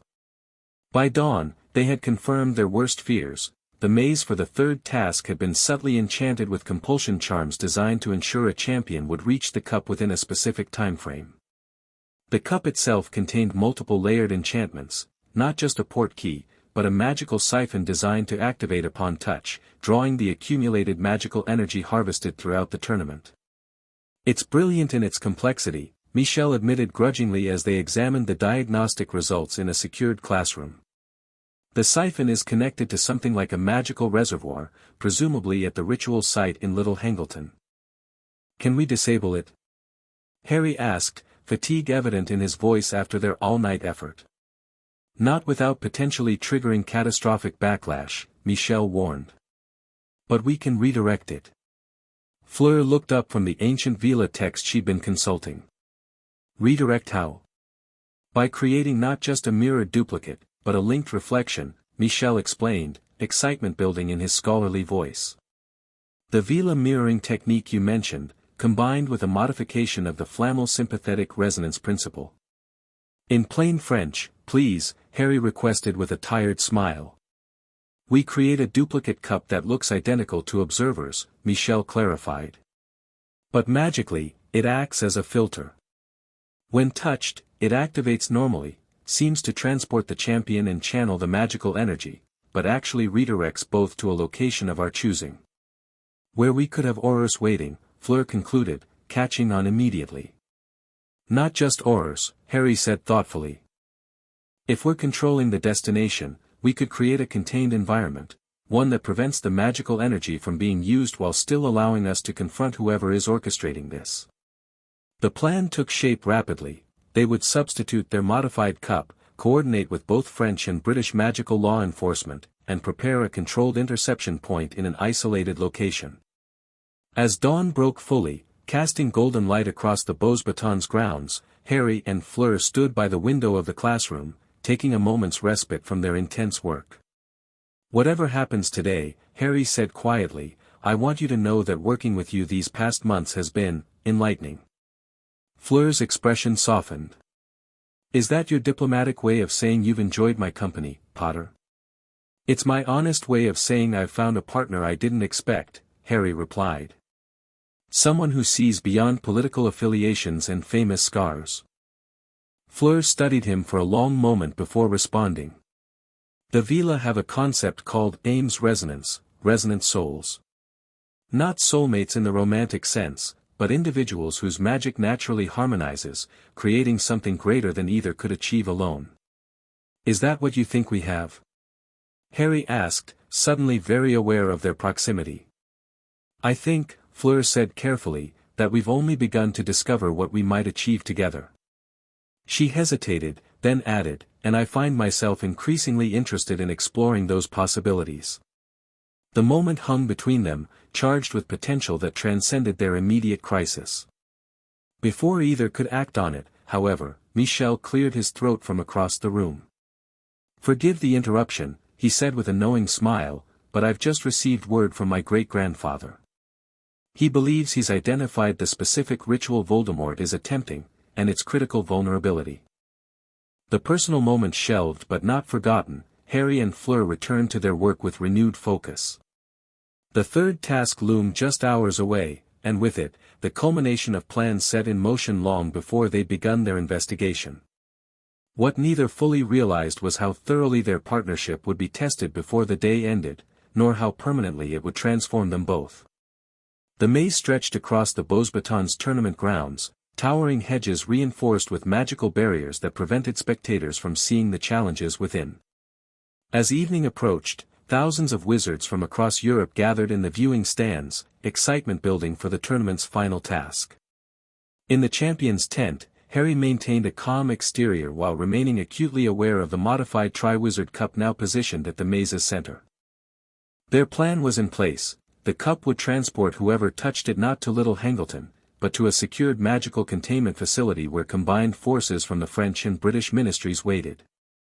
Fleur, in her capacity as tournament official, moved among the champions delivering last-minute instructions. When she reached Harry, she murmured under the guise of adjusting his champion's robe, Dumbledore's order has engaged at Little Hangleton.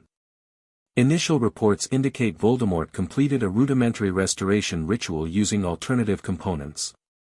Harry's blood ran cold. Then he's already returned. In weakened form, Fleur clarified. Without the tournament's harvested power, he's achieved physical form but lacks his full magical capacity. Which makes our interception even more critical, Harry concluded. He'll be desperate for the energy the cup was designed to deliver. Ludo Bagman entered the tent with his characteristic enthusiasm, seemingly oblivious to the underlying tension. Champions. Positions in 5 minutes. Mr. Potter, you'll enter first, followed by Professor Delacour, then Mr. Diggory, and finally Mr. Crumb. The scoring from previous tasks had determined their entry order, with Harry's narrow lead granting him a head start. Under normal circumstances, this advantage would be welcome. Now, it presented a tactical challenge. He needed to reach the cup first to ensure their plan succeeded, but not so quickly that it appeared suspicious. As they prepared to take their positions, Cedric approached Harry. Good luck in there, he said, extending his hand with genuine sportsmanship. Harry clasped it firmly, struck by the innocent enthusiasm of a young man who had no idea he was participating in something far darker than a tournament. You too, Cedric. Be careful in there, the magical creatures might not be the only danger. Cedric's brow furrowed slightly at the cryptic warning, but before he could question it, Bagman called them to their starting positions. The maze entrance loomed before Harry, dark and foreboding despite the early evening light still illuminating the grounds outside. Madame Maxime's voice, magically amplified, announced the commencement of the final task, and a cannon blast signaled Harry's entry. He advanced cautiously, wand ready, navigating the first turns of the maze with practiced efficiency. The enchanted hedges shifted behind him, sealing his path and creating new openings ahead, standard magical challenge design, but now carrying more sinister implications given what they'd learned about the tournament's true purpose. After approximately 5 minutes, he encountered his first obstacle, a boggart that transformed into a grotesque hybrid of Voldemort and François, offering him power at the cost of his autonomy. Harry dispelled it with a powerful, ridiculous, transforming the nightmare figure into a puppet with tangled strings. The symbolic manifestation wasn't lost on him as he continued deeper into the maze. He encountered and dispatched several magical creatures, a blast-ended scrut, a swarm of doxies, an acromantula, each requiring different magical approaches but none presenting significant challenge to his trained abilities. 20 minutes into the task, he heard a scream echoing through the maze, Fleur's voice, unmistakably in distress. Harry hesitated only briefly before sending red sparks skyward to mark his position, then changing course toward the sound. He found her grappling with what appeared to be animated vines that had erupted from the hedge wall, wrapping around her limbs and torso. These were no ordinary part of the maze, the vines pulsed with sickly green light, indicative of dark magic. Defendo. Harry cast precisely, severing the main tendrils without harming Fleur. She dropped to the ground, breathing heavily. Sabotage, she gasped. Not part of the official challenges. Harry helped her to her feet. Someone's interfering directly now. Are you injured? No, but those vines were designed to incapacitate, not test, Fleur replied, examining a residual piece of vine.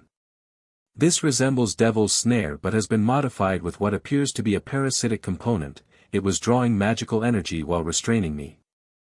Another harvesting mechanism, Harry realized. They're getting desperate. A rustling sound alerted them to Cedric's approach around a nearby corner. The Hogwarts champion appeared, looking disheveled but determined.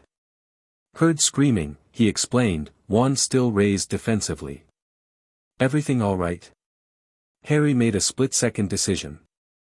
Their careful planning hadn't accounted for direct sabotage within the maze itself. They needed to reach the cup quickly, before further interference could endanger the other champions or disrupt their modified portkey. Cedric, he said urgently, I need you to send up red sparks and exit the maze immediately. Cedric's expression turned suspicious. Why would I forfeit when I'm this close? Because the tournament has been compromised, Fleur said, adopting her authoritative professor tone. As a Beauxbatons official, I'm informing you that continuing presents unacceptable danger beyond the sanctioned challenges. Is this some kind of trick? Cedric demanded. Getting rid of competition? If we wanted to eliminate competition, we wouldn't be having this conversation, Harry pointed out reasonably. We'd have left you to encounter whatever tampered with these vines. Cedric hesitated, clearly conflicted. What exactly is happening? The tournament is being used to power a dark magical ritual, Harry explained, deciding transparency was their best option. The cup has been enchanted as a portkey to deliver champions to Voldemort. Cedric paled at the name. You know who is dead. Not anymore, Fleur said grimly. We've modified the cup to redirect to a secure location where Aurors are waiting, but we need to reach it quickly before further sabotage occurs. Whether from the sincerity in their voices or the evidence of the unnatural vines still twitching on the ground, Cedric finally nodded. I'll signal and exit. What about Crumb? We'll find him on our way to the cup, Harry promised. After Cedric reluctantly sent up red sparks and headed toward the maze entrance, Harry and Fleur continued deeper into the labyrinth, moving with greater urgency. They encountered Victor Crumb 10 minutes later, but something was clearly wrong. The Bulgarian's movements were jerky and his eyes unfocused. He's under the Imperious curse, Fleur whispered as they observed him from behind a hedge junction. Before they could intervene, Crumb turned suddenly in their direction, firing a stunning spell with mechanical precision. Harry deflected it with a shield charm as Fleur circled to approach from behind. Victor, you're being controlled, Harry called, trying to reach through the curse. Fight it. Crumb's only response was another barrage of increasingly dangerous spells, forcing Harry to adopt a more defensive position. From behind, Fleur cast a complex counterspell, not directly at Crumb, but creating a disruption field around him that interfered with the controlling magic.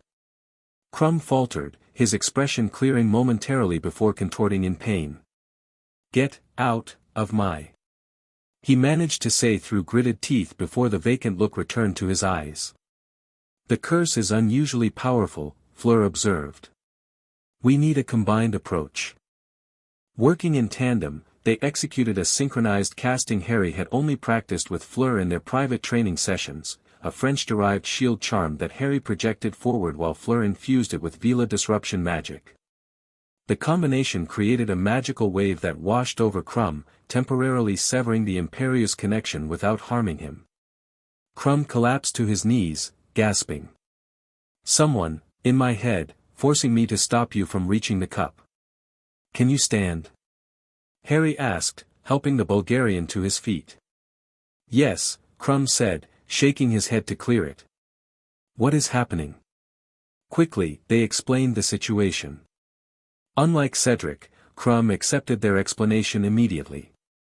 "Dark magic leaves traces. I can still feel it," he said grimly. "In my country, we do not forget what such magic can do." He straightened, determination replacing confusion. "I will help you reach the cup." With Crumb now allied with their cause, they made faster progress through the maze. The center was close, they could feel the magical resonance of the cup growing stronger with each turn. As they approached the final stretch, the maze itself seemed to react to their presence. The hedges began closing in, branches extending like claws to block their path. The ground trembled beneath their feet, and the very air grew thick with oppressive magic. "Final defense mechanism," Fleur shouted over the growing rumble. "The maze is trying to prevent us from reaching the cup." Crumb cast powerful cutting charms at the encroaching hedges while Harry maintained a shield around them. Fleur focused on the path ahead, using Veela fire, a rare manifestation of her heritage, to temporarily clear their way. They burst into the central clearing where the modified Triwizard Cup stood on a stone pedestal, glowing with blue-white light. The moment should have been triumphant, but Harry immediately sensed something wrong. The cup's magical signature had changed. "Wait," he called as Crumb moved toward it. "It's been altered again." Fleur cast a quick diagnostic spell, her expression turning grave. "Our modifications have been discovered and partially countered. The portkey destination has been shifted. It will still activate our trap, but now it's linked to a secondary location as well. Little Hangleton," Harry guessed. "It will send whoever touches it to both locations in sequence, first our secure facility, then to Voldemort. Can we fix it?" Crumb asked urgently as the maze continued to collapse around them. Fleur shook her head. "Not quickly enough. The maze will crush us within minutes." Harry made his decision. "I'll take it. Alone. You two get out while you can." "Absolutely not," Fleur objected immediately. "The magical backlash from these competing enchantments could be fatal." "Which is exactly why it should be me," Harry insisted. "My connection to Voldemort might offer some protection." The ground split beneath them, forcing them to step closer to the pedestal. Time was running out. "We go together," Fleur decided, meeting Harry's eyes with unwavering determination. "Our combined magic has the best chance of stabilizing the transport." Crumb nodded agreement. "Three is stronger than one." As the maze collapsed inward with increasing speed, Harry realized they had no choice. "Together, then. On three." They positioned themselves around the cup, wands ready to cast stabilizing charms during transport. 1, 2, 3. Their hands closed around the cup's handles simultaneously. The world dissolved in a whirlwind of color and sound as the portkey activated, hurling them between competing enchantments that fought for dominance over their destination. Harry felt Fleur's magic intertwining with his own, creating a protective field around them as they spun through the void between places. Crumb's steady presence anchored them from the third point of their impromptu triangle. They crashed onto solid ground in the secured facility where Aurors waited, but the landing was brief. Before anyone could react, the secondary portkey activated, wrenching them away again. This time, the transport was violent, like being torn apart and reassembled. They landed hard on damp earth, surrounded by gravestones and the lingering residue of dark magic. Little Hangleton Graveyard stretched around them in the gathering dusk, exactly as Harry had seen in his dreams. The ritual had clearly been performed here, a massive cauldron still steamed nearby, and magical scorch marks scarred the earth. But the scene was not as expected.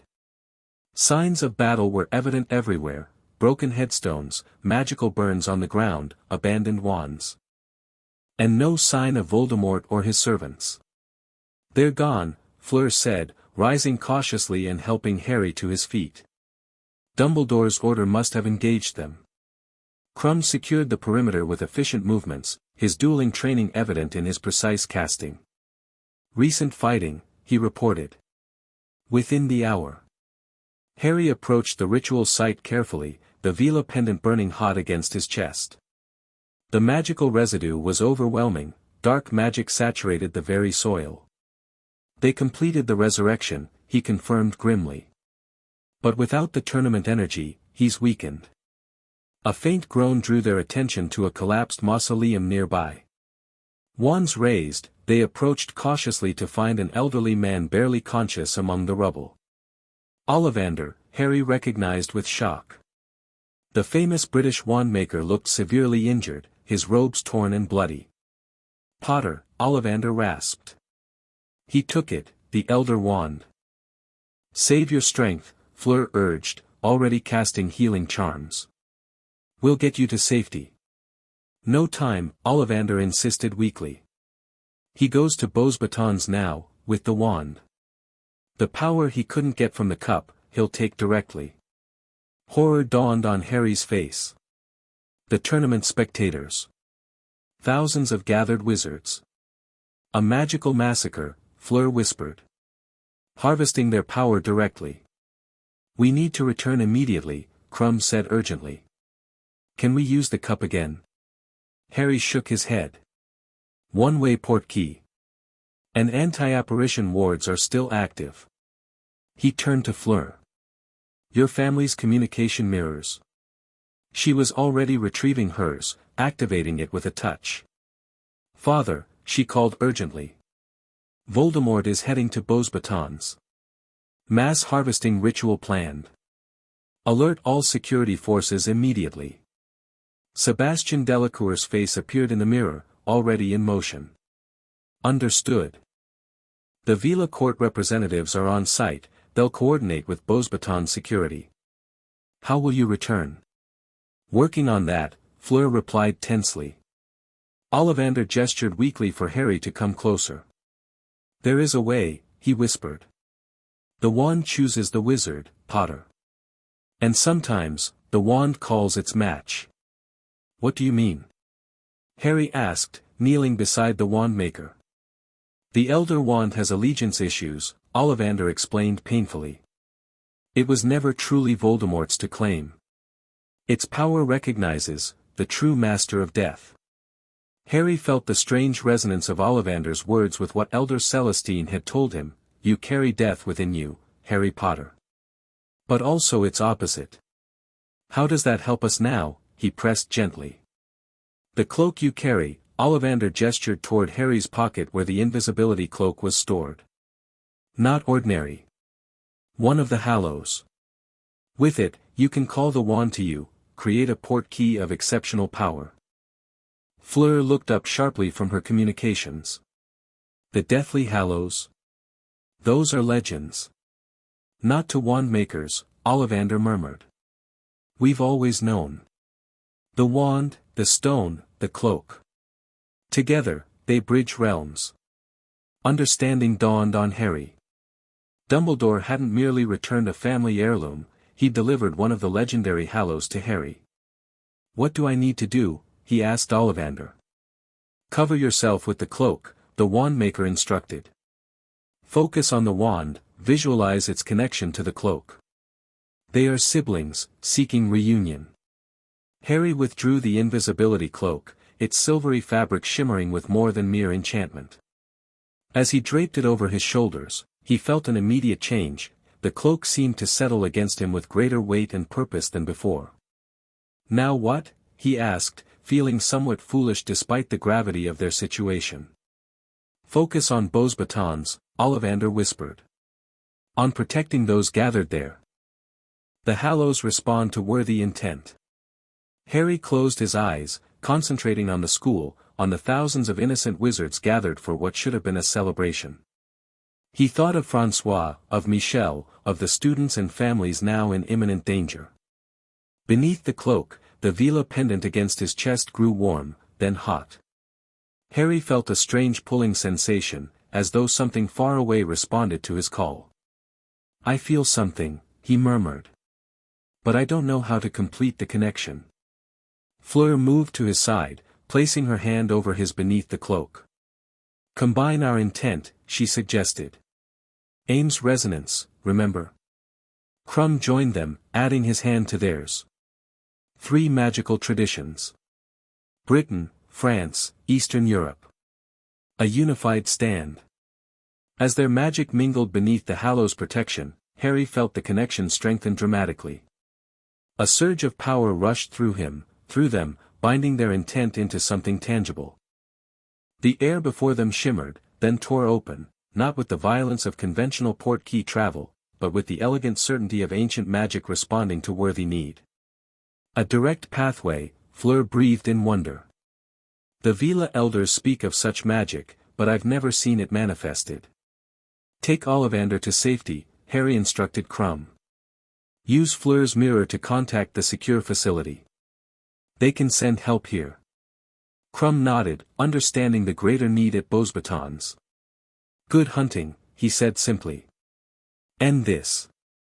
Harry and Fleur stepped toward the shimmering portal, hands still joined beneath the cloak. As they crossed the threshold, Harry felt the strange certainty that they were traveling not just through space, but through something more fundamental, as though the very fabric of magical reality yielded to their passage.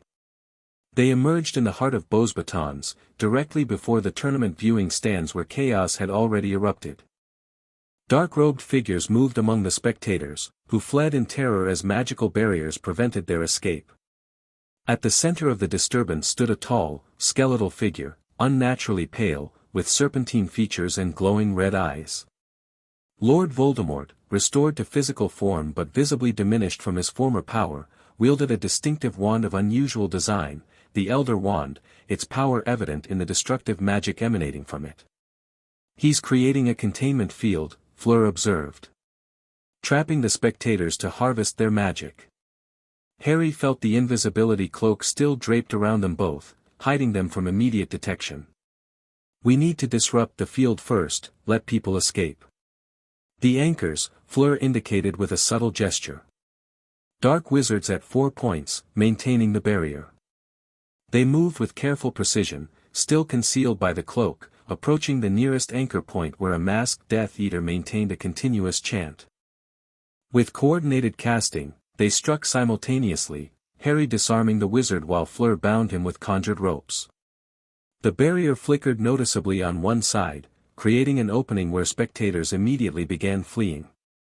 Voldemort's head snapped toward the disturbance, his inhuman eyes narrowing. "Potter is here," he hissed, voice carrying unnaturally across the grounds. "I can feel him." François Lefebvre stood on the judge's platform, directing defensive efforts alongside Dumbledore and Madame Maxime. Beauxbatons professors and security personnel engaged Death Eaters in fierce duels across the grounds. "We need to take down the remaining anchor points," Fleur whispered. "Before he can complete whatever harvesting spell he's preparing." They moved to the second anchor, but this time their approach was detected. The Death Eater turned, firing a killing curse that passed through the space they occupied moments before. The near miss revealed their approximate position. "There!" Voldemort directed, sending a blast of pure magical force toward them. Harry pulled Fleur aside barely in time, the cloak slipping partially off them as they rolled behind a toppled viewing stand. "Split up," Harry decided quickly. "You take the third anchor, I'll handle the fourth. We'll meet at Voldemort's position." Fleur's eyes met his, concern evident. "Harry, I know," he cut her off. "But we don't have a choice. Go." She hesitated only a moment before nodding decisively. Adjusting her grip on her wand, she moved away with determined grace, heading toward the third anchor point. Harry remained partially concealed by the cloak, working his way toward the fourth anchor. As he approached, he realized with a shock that the Death Eater maintaining this position was none other than Lucius Malfoy, his distinctive platinum hair visible beneath his half-dislodged mask. Rather than attempt stealth, Harry opted for direct confrontation. Removing the cloak entirely, he stepped into view. "Malfoy," he called clearly, drawing the man's attention. "Your master looks rather diminished. Sure you backed the winning side?" Malfoy's aristocratic features contorted with hatred. "Potter. The French impostor himself." He raised his wand. "Avada, Expelliarmus." Harry cast first, the spell hitting with precision and sending Malfoy's wand flying. Before the Death Eater could recover, Harry followed with a stunning spell that dropped him unconscious. The fourth anchor broken, the containment barrier collapsed entirely. Spectators streamed towards safety as Aurors Operat onto the grounds, responding to the emergency. Harry turned toward the central platform where Voldemort now faced Dumbledore in direct combat. The two wizards exchanged spells of extraordinary power, the Elder Wand leaving trails of dark energy as Voldemort wielded it with growing frustration. "It resists you, Tom," Dumbledore called, deflecting a particularly vicious curse. "The wand is not truly yours." "I killed for this wand," Voldemort snarled. "Its allegiance is mine." "The Elder Wand's allegiance cannot be taken by mere murder," Dumbledore replied calmly, despite the magical maelstrom surrounding them. "It requires defeat of its true master." Harry approached the confrontation, aware that François and several Aurors were engaging remaining Death Eaters nearby. Fleur had successfully neutralized the third anchor point and now fought alongside her father against what appeared to be Bellatrix Lestrange. Voldemort's gaze suddenly fixed on Harry. "The boy," he hissed. "Of course. The connection." With startling speed, he turned from Dumbledore and directed the Elder Wand toward Harry. Crucio.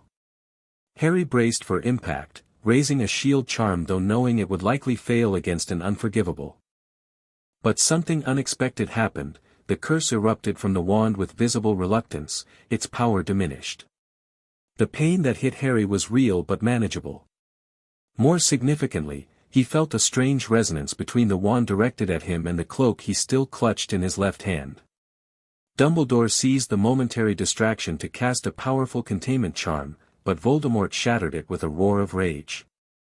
"The tournament energy was to complete my restoration," Voldemort spat. "But your energy alone might suffice, Potter. Our connection makes your power particularly compatible." He advanced, the Elder Wand now emitting a strange keening sound as he forced it to focus on Harry. "Anima extractum." A tendril of dark magic shot toward Harry, who instinctively raised the invisibility cloak as a shield. Rather than penetrating it, the spell was absorbed into the silvery fabric, which glowed with inner light. Harry felt the Veela pendant burning against his chest and remembered Elder Celestine's words, "You carry death within you, Harry Potter." But also its opposite. In that moment, understanding crystallized. His connection to Voldemort, the scar that bound them, represented death. But the Hallow in his hand, and perhaps something else within him that had survived that fateful night in Godric's Hollow, represented its opposite, life, continuation, inheritance. "The wand isn't yours," Harry said with sudden certainty. "And neither is this power you seek."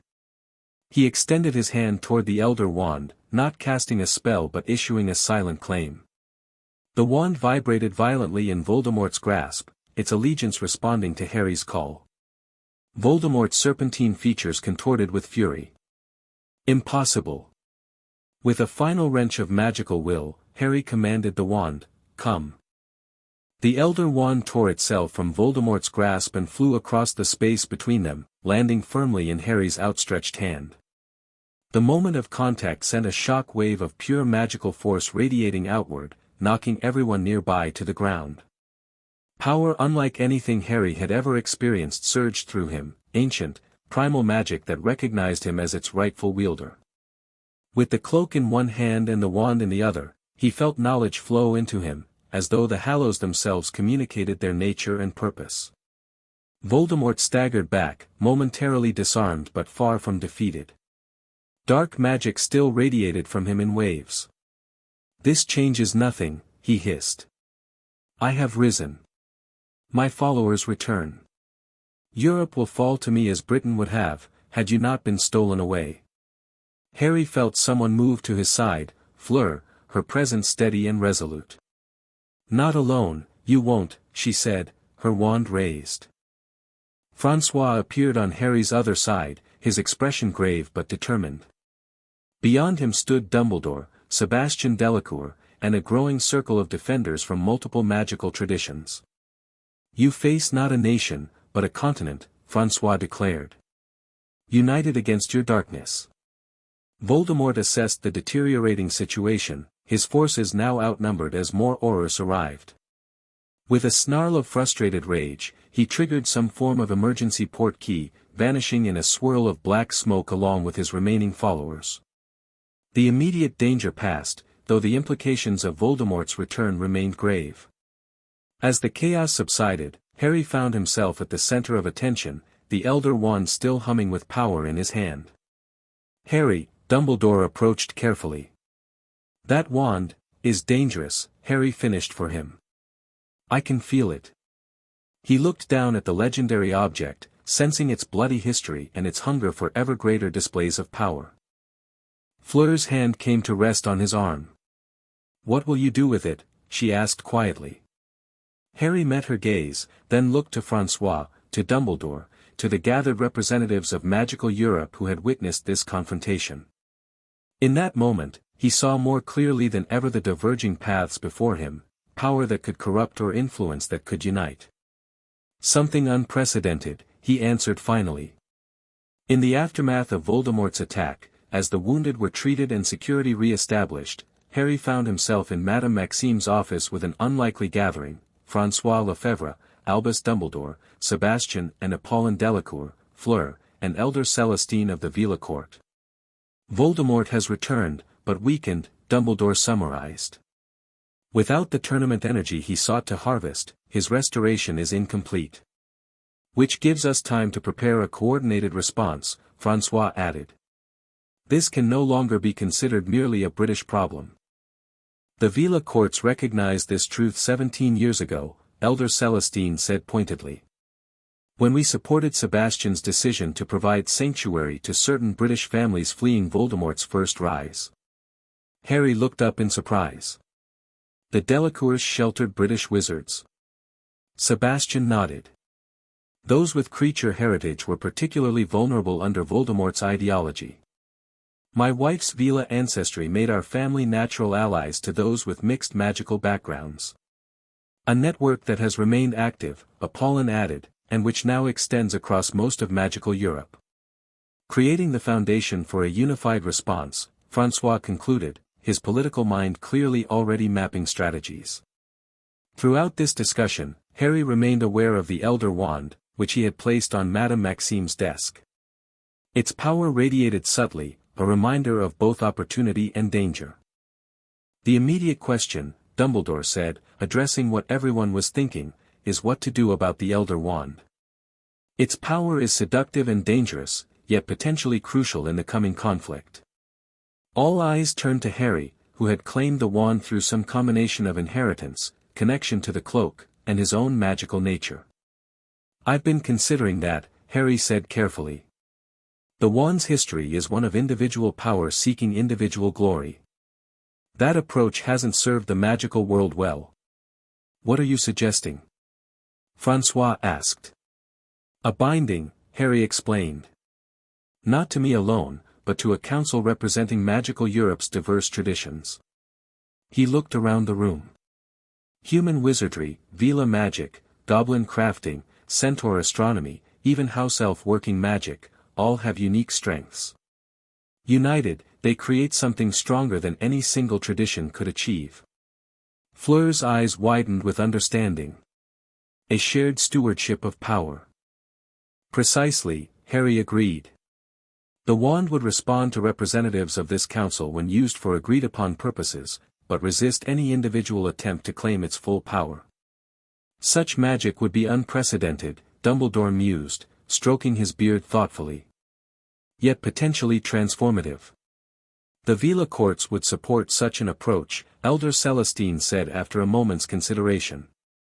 provided equal voice was guaranteed to non-human magical traditions. As would France, François added, though implementing such a council would require careful diplomatic navigation. Britain's position is complicated, Dumbledore acknowledged. Our ministry remains skeptical of Voldemort's return, despite today's events. However, those of us who recognize the truth would gladly participate in such an alliance. Harry looked to Fleur, finding in her expression the support and understanding he needed. Their partnership, forged through investigation and crisis, had evolved into something that transcended professional collaboration. Then let's begin, Harry said decisively. Before Voldemort can recover his strength or extend his influence further. As the discussion turned to practical implementation, Harry felt the weight of the path he had chosen. Not François' carefully crafted diplomatic career, nor Dumbledore's vision of a returned British hero, but something uniquely his own, a bridge between traditions, between nations, between the magical past and a still unwritten future. Later that evening, as celebrations of the tournament's conclusion mingled uncomfortably with heightened security and urgent diplomatic communications, Harry found a moment of quiet on a balcony overlooking the Beauxbatons grounds. Fleur joined him there, her presence now familiar and welcome. The first representatives of the Magical Council arrive tomorrow, she said. Your idea has sparked remarkable enthusiasm across traditionally divided communities. Our idea, Harry corrected. I wouldn't have understood the importance of inclusive representation without you. She smiled, moving to stand beside him at the railing. Ames resonance, she said softly. Our magic does create something greater together. Not just our magic, Harry replied, turning to face her fully. Everything about us seems to complement.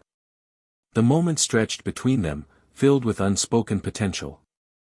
After everything they had endured together, the pretense of mere professional alliance had fallen away completely.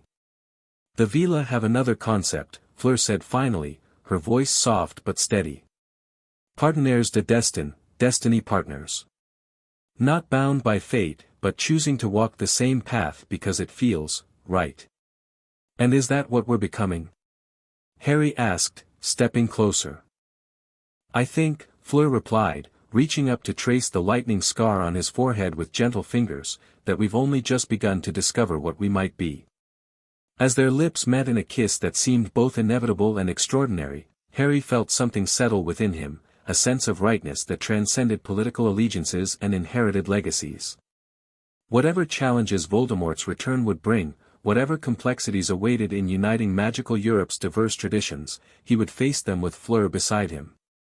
Not as François Lefebvre's diplomatic project, nor as the boy who lived, but as himself, Harry Potter, forging a path between worlds and claiming a future of his own design.